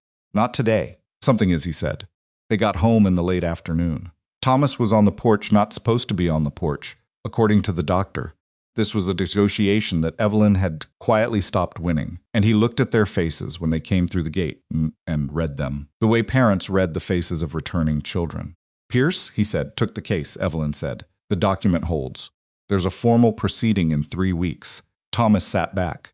Something in his face released not dramatically, just slightly, the way a man's face changes when a weight he's been carrying settles into a different position. Good, he said. Good. The day before the proceeding, Rourke made his final move. Evelyn learned about it from Dale Morrison, who came to the gate just after breakfast with the expression of a man who has learned something he didn't want to know and has ridden over immediately to share it. Rourke had submitted documents to the county commission claiming that the Hart Water Channel and its right-of-way had been constructed on land that had been part of a different territorial claim, one that predated the Hart family's settlement, and 16 zine that Rourke asserted he had purchased the rights to from a deceased claimant's estate. The documents, according to Dale, had been filed 2 days ago. Nobody had seen them except the commission. Evelyn stood at the gate and listened to this with complete stillness. Forged? Caleb said beside her. Has to be, Dale said. I've looked at the county records myself. The Hart land claim is clean, going back to the original settlement. There's nothing before it. Evelyn thought about this carefully and quickly. Rourke had filed documents claiming prior rights to the land the channel occupied. This was not a defense against her 851 water agreement. It was an attempt to claim the land itself, making the water agreement irrelevant on the grounds that the right-of-way had never been legally hers to register. It was aggressive. It was clever. It was also, she was nearly certain, a fabrication. Pierce needs to know today, she said. She was on her horse in 20 minutes. Pierce received her without appointment. He listened to what she had to say, standing at his window, and his face during the recitation was the carefully composed face of a lawyer hearing something that could go in multiple directions and reserving judgment on which direction until he had more information. When she finished, he was quiet for a moment. He's overreached, Pierce said. How do you know? Because the county land records from the territorial period are indexed, Pierce said. If there were a prior claim on that parcel, it would be in the index. I looked at the index when I was preparing for your case. He turned from the window. There is no prior claim. Evelyn sat very still. Then he fabricated the documents. That would be my assessment. Pierce said it with the measured caution of a lawyer who does not state conclusions he cannot defend. I cannot tell you that with certainty until I see what he filed. But if the county records don't support a prior claim, and he has filed documents asserting one, he stopped. That's not a legal gray area. That's document fraud. The word hung in the office. Evelyn felt something shift in her chest, not relief, not yet, but something adjacent to it. The recognition that the ground under Rourke's position was not as solid as he'd assumed when he chose to falsify, rather than simply fight. Proceeding is tomorrow, she said. Yes, Pierce said. Get some sleep. Let me do the preparation tonight.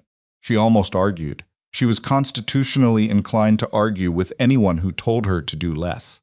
Pierce was looking at her with the expression of a man who had done this before and knew what the night before a proceeding required, and she recognized that his competence was the thing she had retained him for.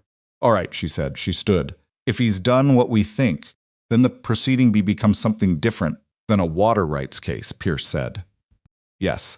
She rode back in the evening light and tried to keep her mind organized and found that she could, mostly, which she took as a sign that she was either very controlled or very tired.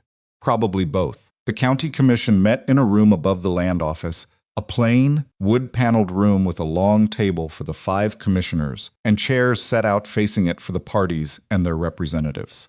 When Evelyn arrived with Caleb the next morning, Rourke was already there, seated on the far side of the room with 2 men she didn't know flanking him and the expression of someone who has decided the outcome in advance.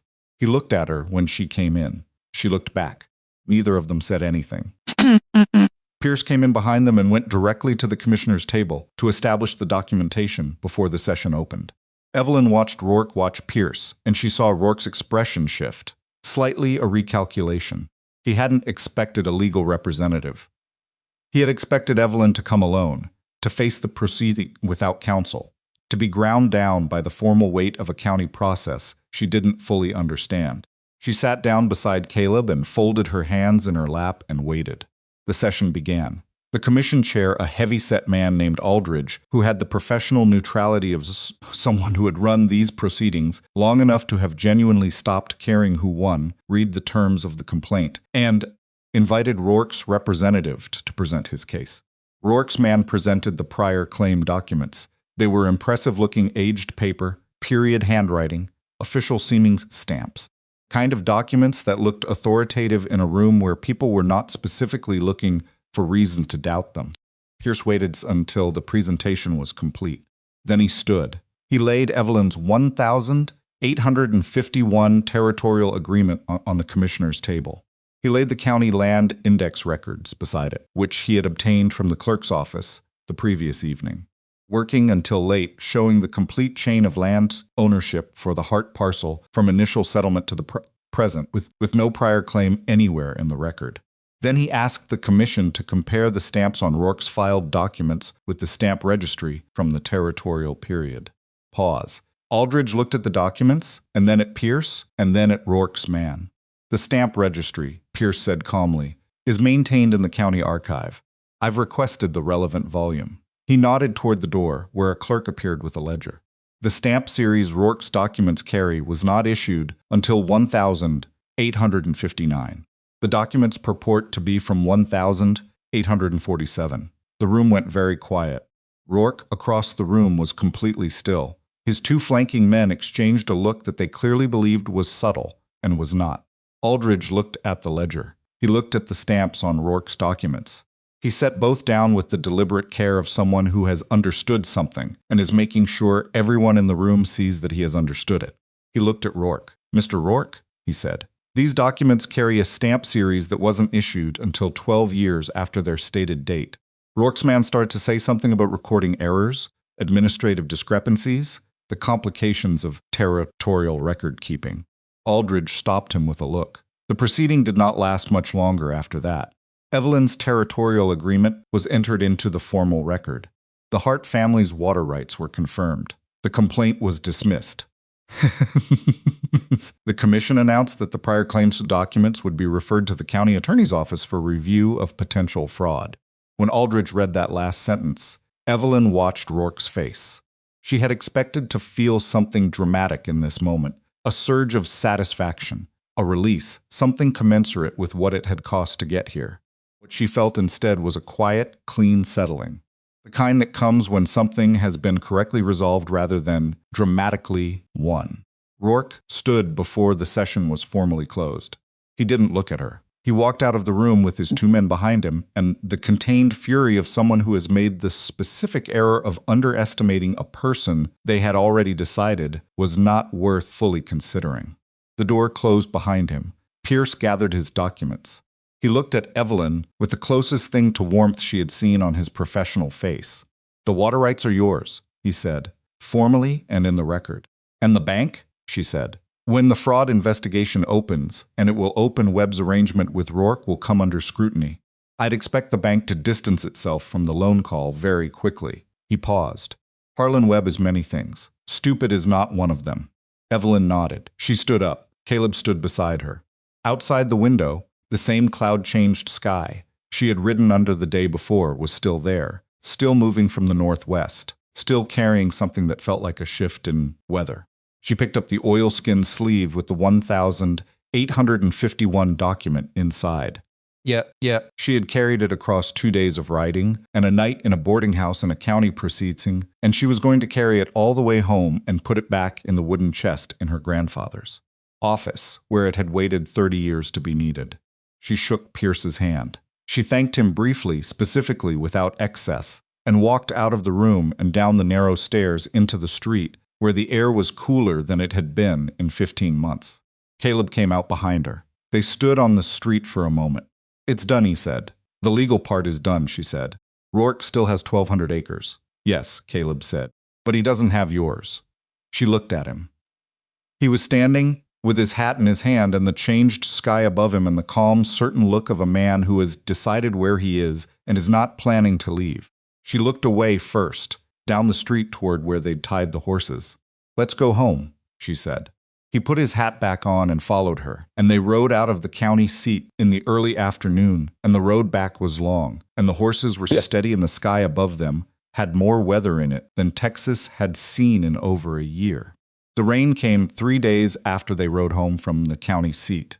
It did not come as a dramatic storm, no thunder, no lightning, none of the theatrical violence that Texas sometimes used to announce the end of a dry season. Came quietly, beginning as a change in the smell of the air in the early morning, that particular green and dirt scent that people in dry country learn to recognize before any visible sign arrives. Evelyn woke before dawn to that smell and lay still for a moment, not trusting it entirely, and then she heard the first drops on the roof. Regular. like someone knocking to see if anyone was home before committing to the visit. By the time she was dressed and at the kitchen window, it was raining in earnest. Not heavily, not the flood-making rain that does more damage than good after a long, dry stretch. Just steady, even, patient rain, the kind that soaks in rather than running off, that finds its way down through cracked earth to where the roots are still waiting, below the damage the surface shows. She stood at the window with her hands around a cup of coffee and watched it come down and felt something in her chest that was too complicated to name cleanly. She heard her father's voice from the back hallway. "Evelyn, I hear it," she said, a pause. Then the sound of him settling back, and she could picture him exactly lying in his bed, with his eyes open, listening to the rain on the roof of the house his father had built, on the land his father had kept, on the 40 acres that had cost everyone in the family something, and that had, against reasonable odds, survived. She stood at the window for a long time. The news from the county arrived 4 days after the rain started, carried by the same clerk's rider who had brought the investigation notice 6 weeks before. This time the document was different in character, shorter, formal, and final, in the way that only official language can be final. County Attorney's Office had opened a full fraud investigation into the documents Rourke had submitted to the Land Commission. Harlan Webb at First County Bank had voluntarily withdrawn the call on the Hart loan, pending a review of the circumstances under which it had been issued. The phrase voluntarily withdrawn was doing significant work in that sentence, Evelyn noted, in the way that formal language often concealed the speed with which self-interested men reversed course when the ground shifted. She read the document at the kitchen table with Caleb sitting across from her and her father in his chair by the window, angle could see. So he could see the rain still coming down in the yard. She read it once. Then she set it down. The bank backed off, she said. Thomas closed his eyes for a moment. Just a moment. Then he opened them and looked back out at the rain. "And Rourke?" Caleb said. "Fraud investigation," she said. "It's formal. Pierce said this would happen." She paused. "Pierce said Webb wasn't stupid." "He was right," Caleb said. The room held itself quietly for a beat.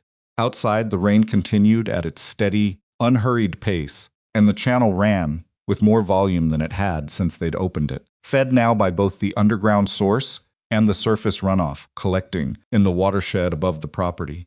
Moving through grandfather's stonework with a purposefulness that the drought had only temporarily interrupted.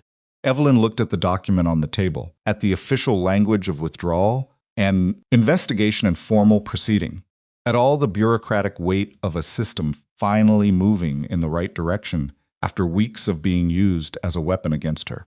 She thought she would feel more in this moment. She had imagined this moment not obsessively, but it had presented itself to her on certain nights, when she was too tired to keep her mind disciplined, and in those imagined versions it was larger, more conclusive, more like an ending.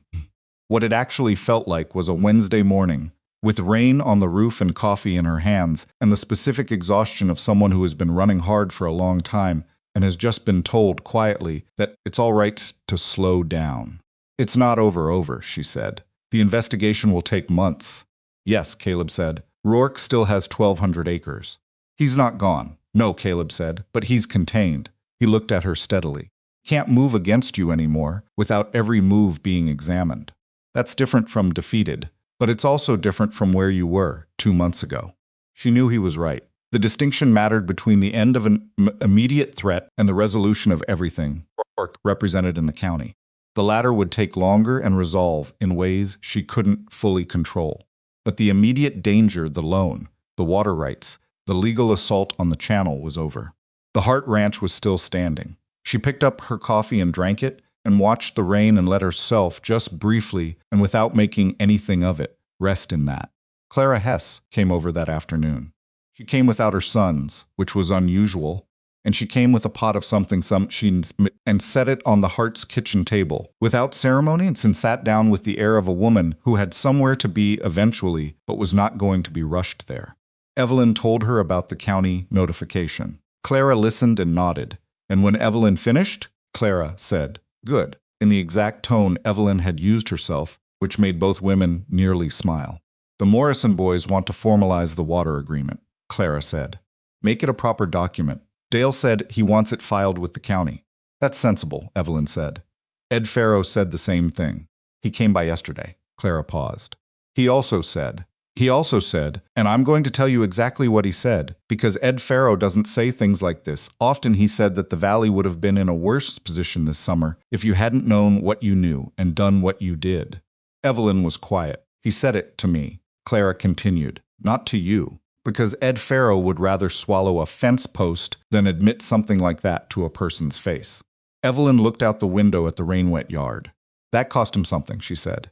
It did, Clara agreed. Which is why I'm telling you. They sat in the comfortable silence of two women who understand each other's relationship to pride, this beneficent kind of prival, and has therefore become structural, built into the frame of how they move through the world, not easy to put down even when it's no longer strictly required. I'm going to need help with the formal agreement, Evelyn said. The language needs to be precise. I don't want anything in it that can be argued later. Pierce? Clara said, yes. I'll write to him this week. Clara nodded. She stayed another hour and they talked about the practical things, the water distribution schedule as the drought eased, which ranches had lost the most cattle and would need to rebuild their herds slowly, what the next dry season would look like, if they planned for it, now instead of waiting for it to arrive. They talked about these things the way women in that time and place talked about survival, practically, without sentimentality, with the unsentimental precision of people for whom these questions were not academic. When Clara left, Evelyn stood at the door and watched her ride out through the gate and felt a warmth for the woman that she didn't fully have language for. Clara Hesses had been a neighbor for Evelyn's entire life and a figure of mild intimidation during her childhood, a woman who ran her ranch with a competence that made Evelyn's own abilities feel uncertain in comparison. It had taken a drought and a shared enemy and 6 weeks of crisis for them to become something closer to friends. That was, Evelyn thought, one of the more honest things about difficulty. It showed you who was actually beside you. Thomas Hart had a good week. This was not something to take for granted. A good week was not a recovery, and Evelyn knew the difference between the two and was not in the habit of confusing them. The rain had done something to the air that seemed to affect him, the way dry heat had been steadily reducing him. He sat on the porch, actually allowed himself to sit on the porch, in the rain-cooled afternoons, and had color in his face that had been absent for months, and he ate his dinner with something approaching appetite. On one of those afternoons, Caleb sat with him. Evelyn saw him from the kitchen window without intending to observe them. She had come to refill the water pitcher, and looked out, and there they were, her father in his chair, and Caleb on the porch step, talking with the ease of men who have been in the habit of comfortable silence and have found their way through it to actual conversation. She couldn't hear what was being said. She watched for a moment without moving, and then she went back to what she was doing, because some conversations were not hers to walk into.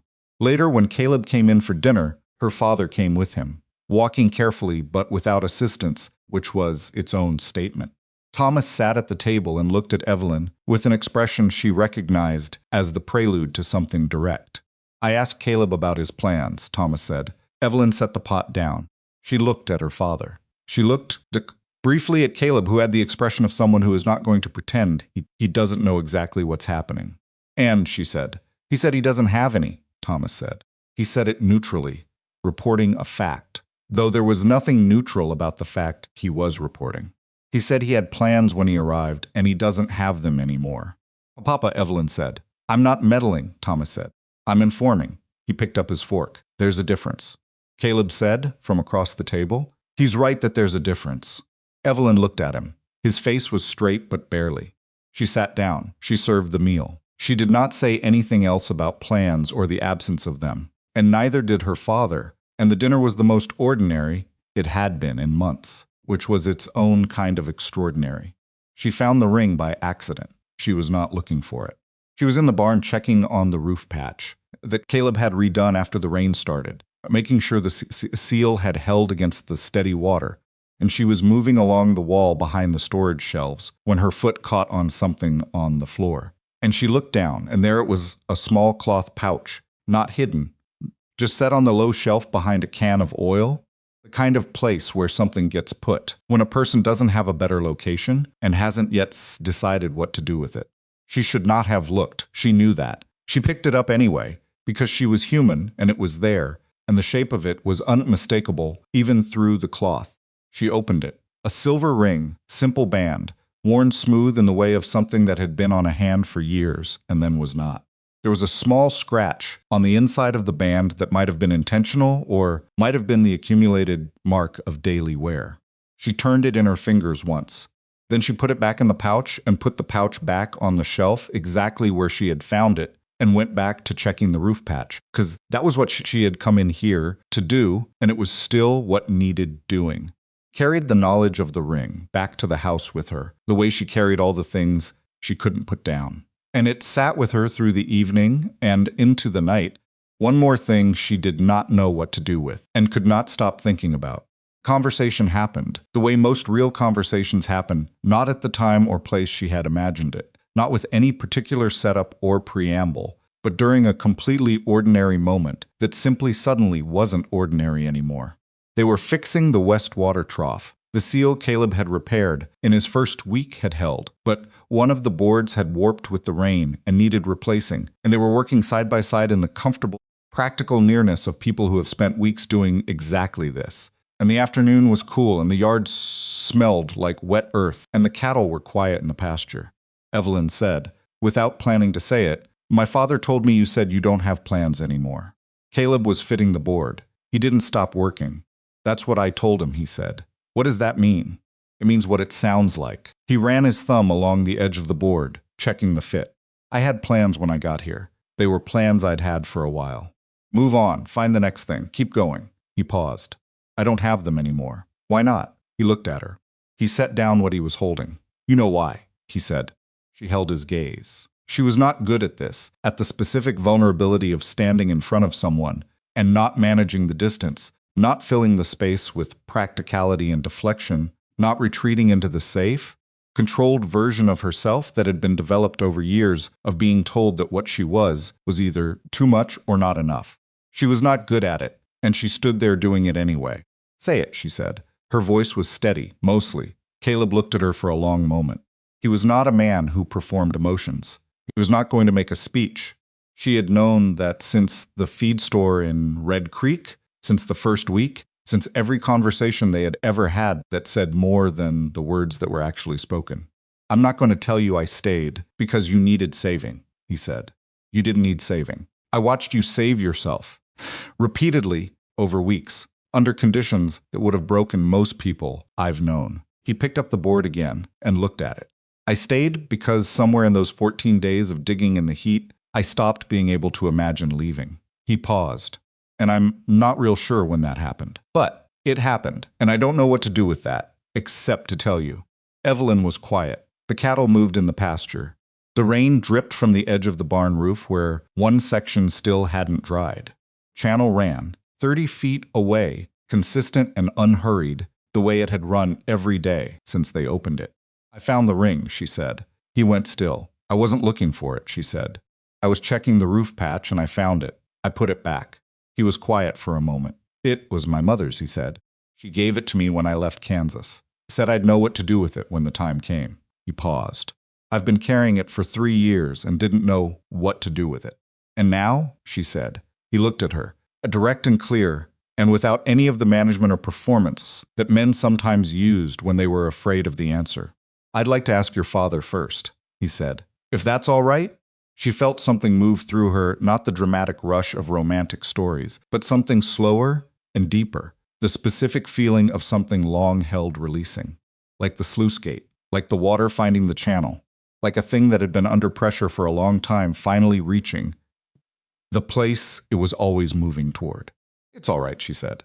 Stood in the yard for a moment longer, side by side in the ordinary afternoon.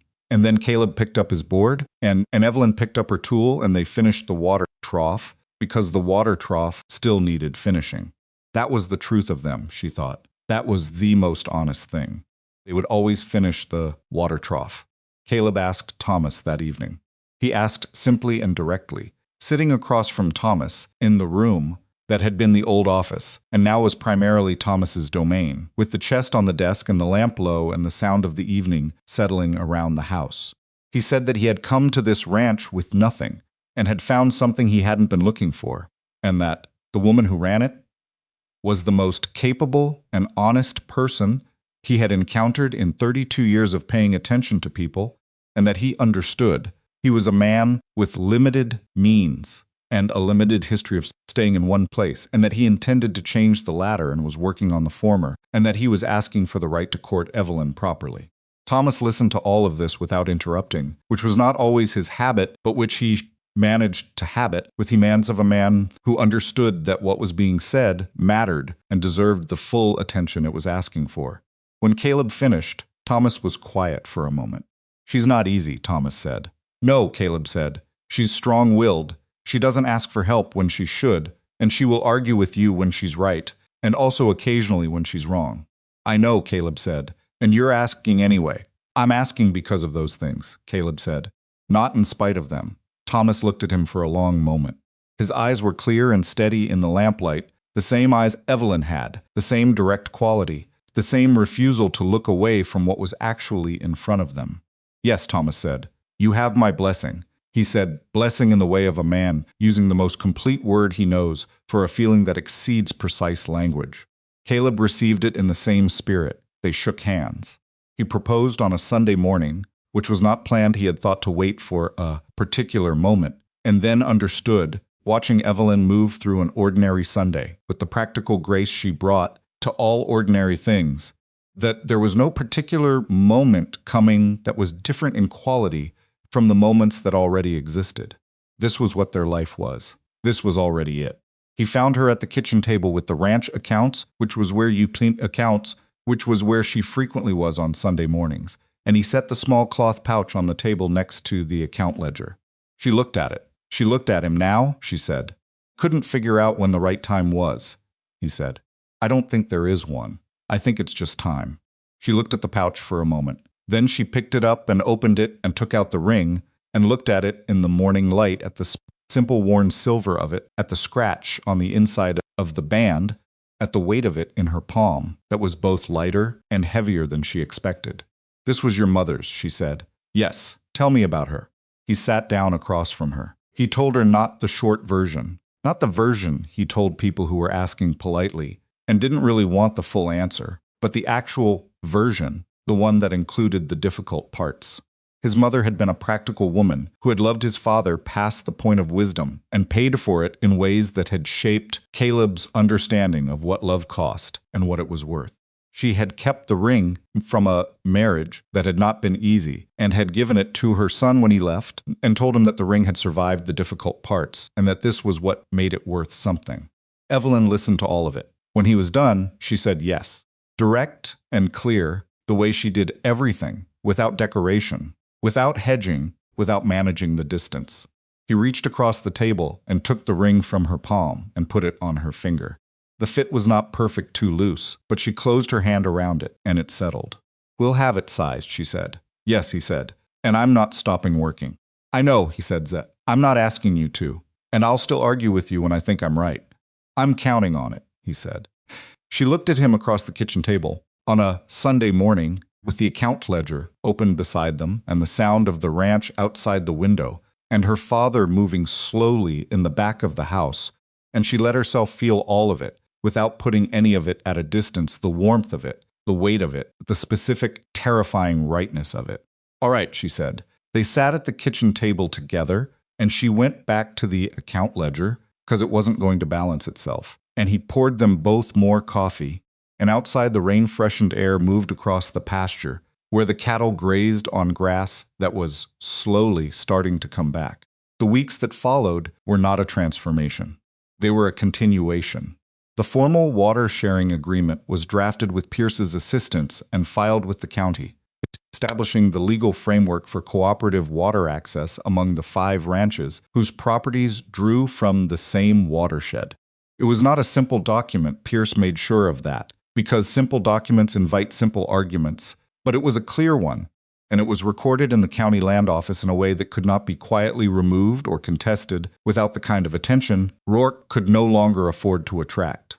The fraud investigation proceeded. Evelyn followed it at a distance, through Pierce's periodic letters, and did not allow herself to make it the center of her attention.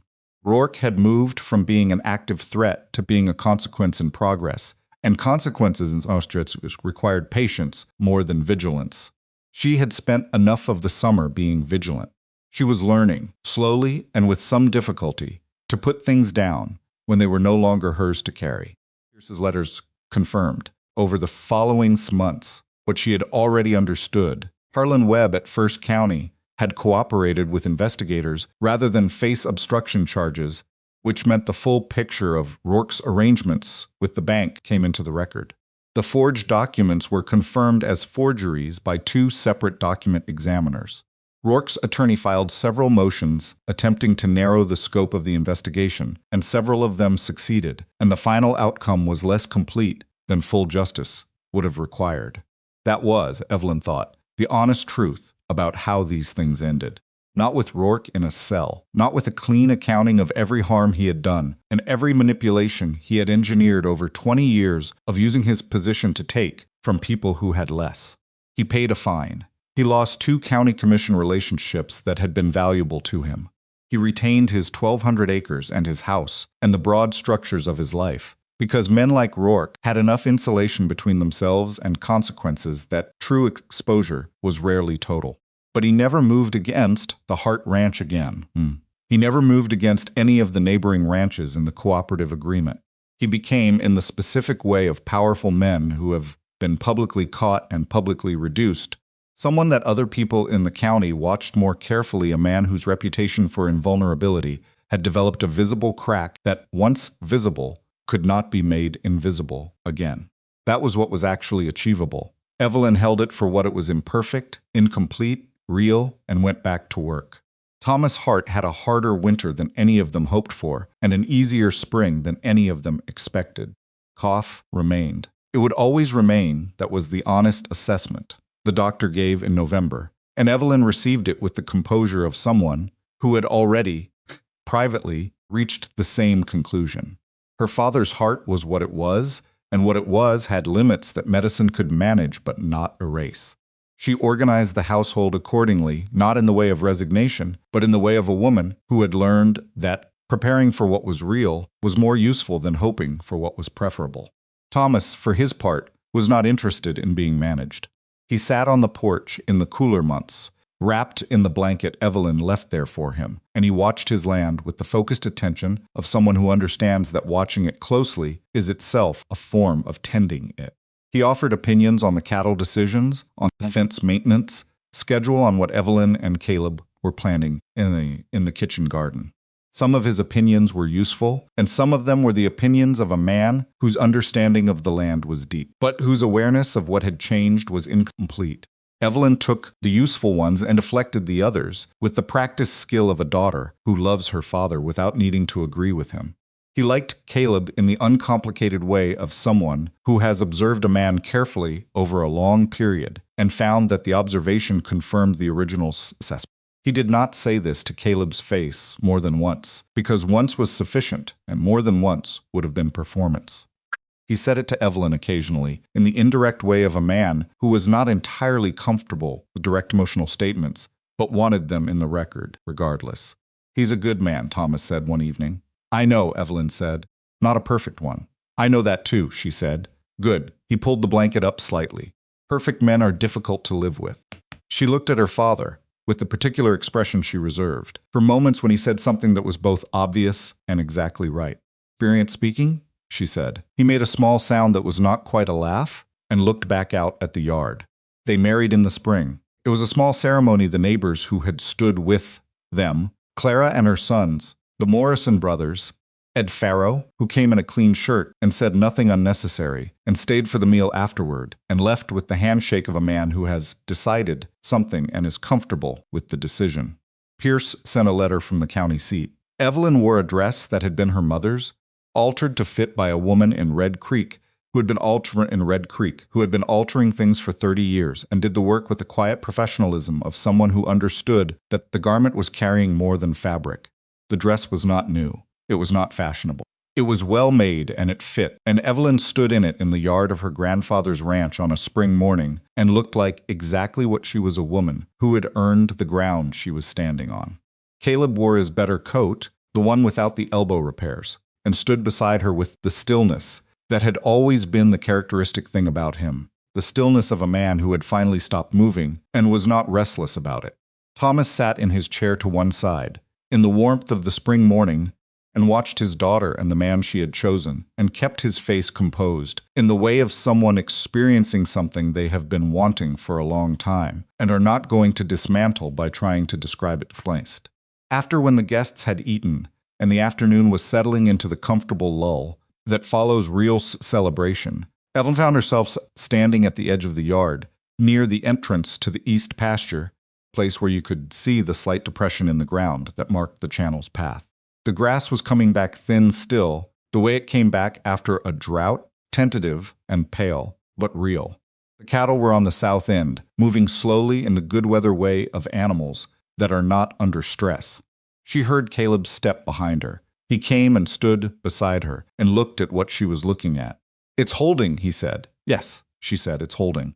The channel was there, under the ground, invisible from the surface, running as it had run for the 3 months since they opened it, as it had run before the drought and before the legal assault and before Rourke had tried to take it, as it had run in her grandfather's time, built by a man who understood that the most important things you build are the ones that outlast your ability to see whether they worked. "I've been thinking about something," Evelyn said. "Tell me," he said softly. "People talk about what a woman like me should be. Too big, too plain, too certain. I've heard it since I was old enough to understand it was being said. And I spent years believing there was something in me that needed correcting. That if I could just be the right size, or the right kind of certain, or the right kind of quiet, then the problem would be solved." She paused. But the problem was never mine. Caleb was listening. She could feel it the way you feel real attention, not the polite, surface-level attention that people offer, while waiting for their turn to speak, but the kind that goes all the way down. The problem, she said, was that they were looking at me and seeing their own limitations reflected back, and calling it my flaw. She looked at the green coming back in the pasture. Spent a lot of years trying to make myself smaller, for people who were simply too small to see clearly. Caleb didn't say anything for a moment. "Then, you're not small." "No," she said. "You never were." "No," she said. "I never was." She turned and looked at him, but I needed to find that out on my own. No one could have told me. I had to dig it out of the ground myself. He looked at her with the expression she had come to understand as the full version of him, nothing withheld, nothing managed. The specific openness of someone who has decided that a person is worth being fully present for.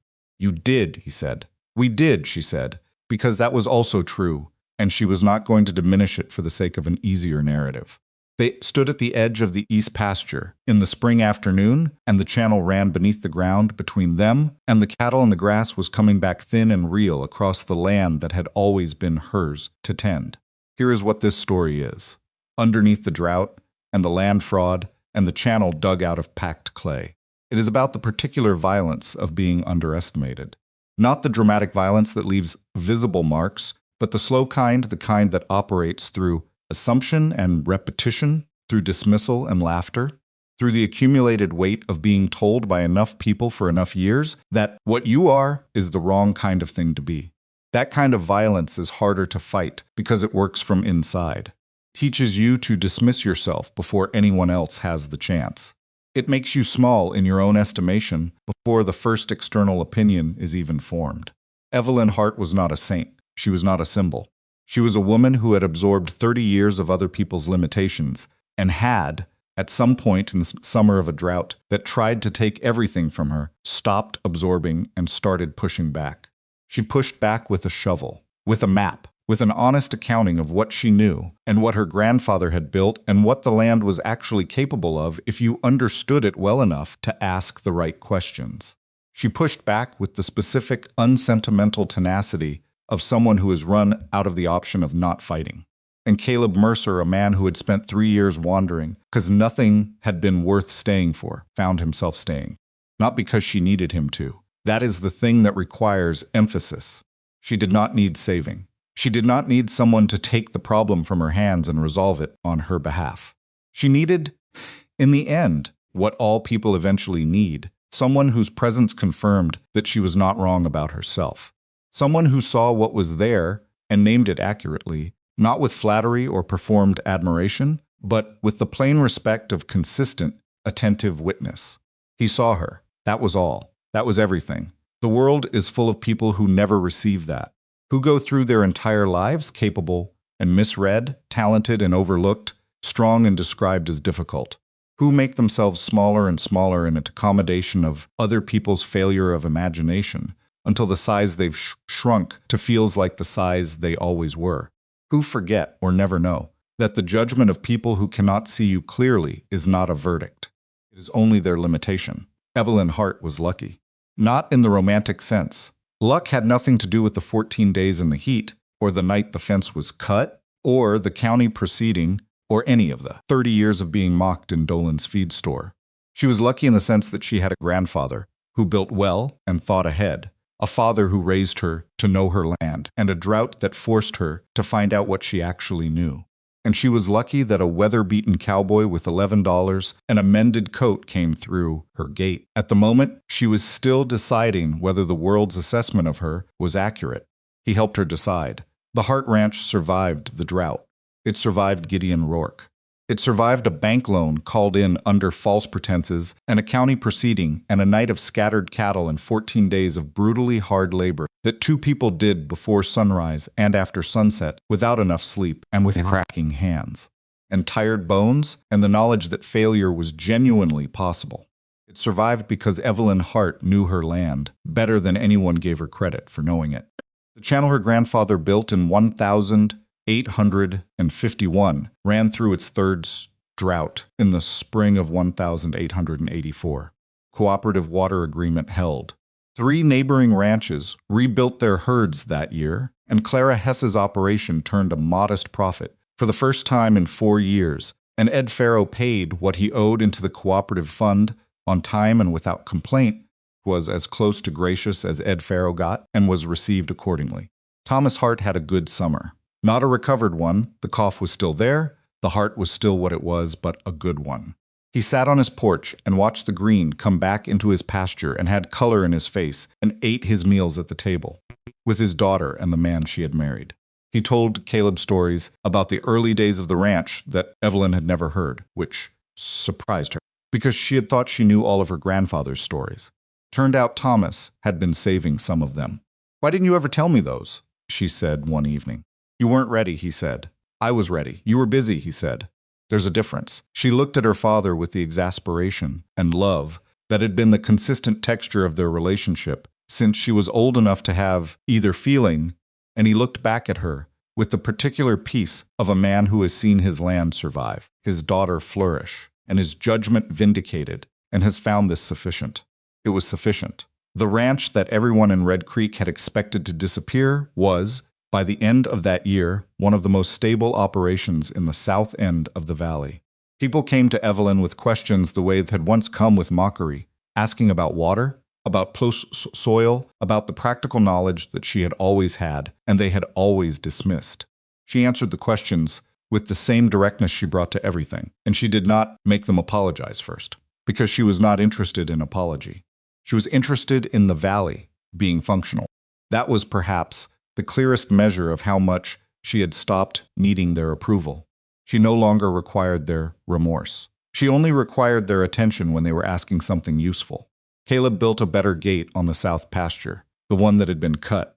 He built it with heavier posts and better hardware, and he built it to last past both of them, because that was his way to look at a thing that needed doing and do it for the long time, rather than the short. He had learned that from watching Evelyn. She had learned it from her grandfather. Her grandfather had learned it from the land itself, from the specific teaching of ground that asks everything from you and gives you back exactly what you put into it, no more and no less, and is honest about this in a way that people frequently are not. There are some lessons that only come from digging, from putting your hands in the earth and understanding through your palms what no document and no argument can convey. From working before dawn and after dark, and learning the precise dimensions of what you are capable of under conditions that were not designed to be easy. Evelyn Hart knew those lessons by heart. She had known them before Caleb arrived. She had known them before Rourke made his mistake of believing she didn't. She had known them in her hands and her bones, and the specific stubborn certainty that had made her the subject of ridicule at Dolan's feed store for more years than she deserved. The drought broke. The land came back. The channel ran. She was never too much. She was never not enough. They simply hadn't been wise enough to see her.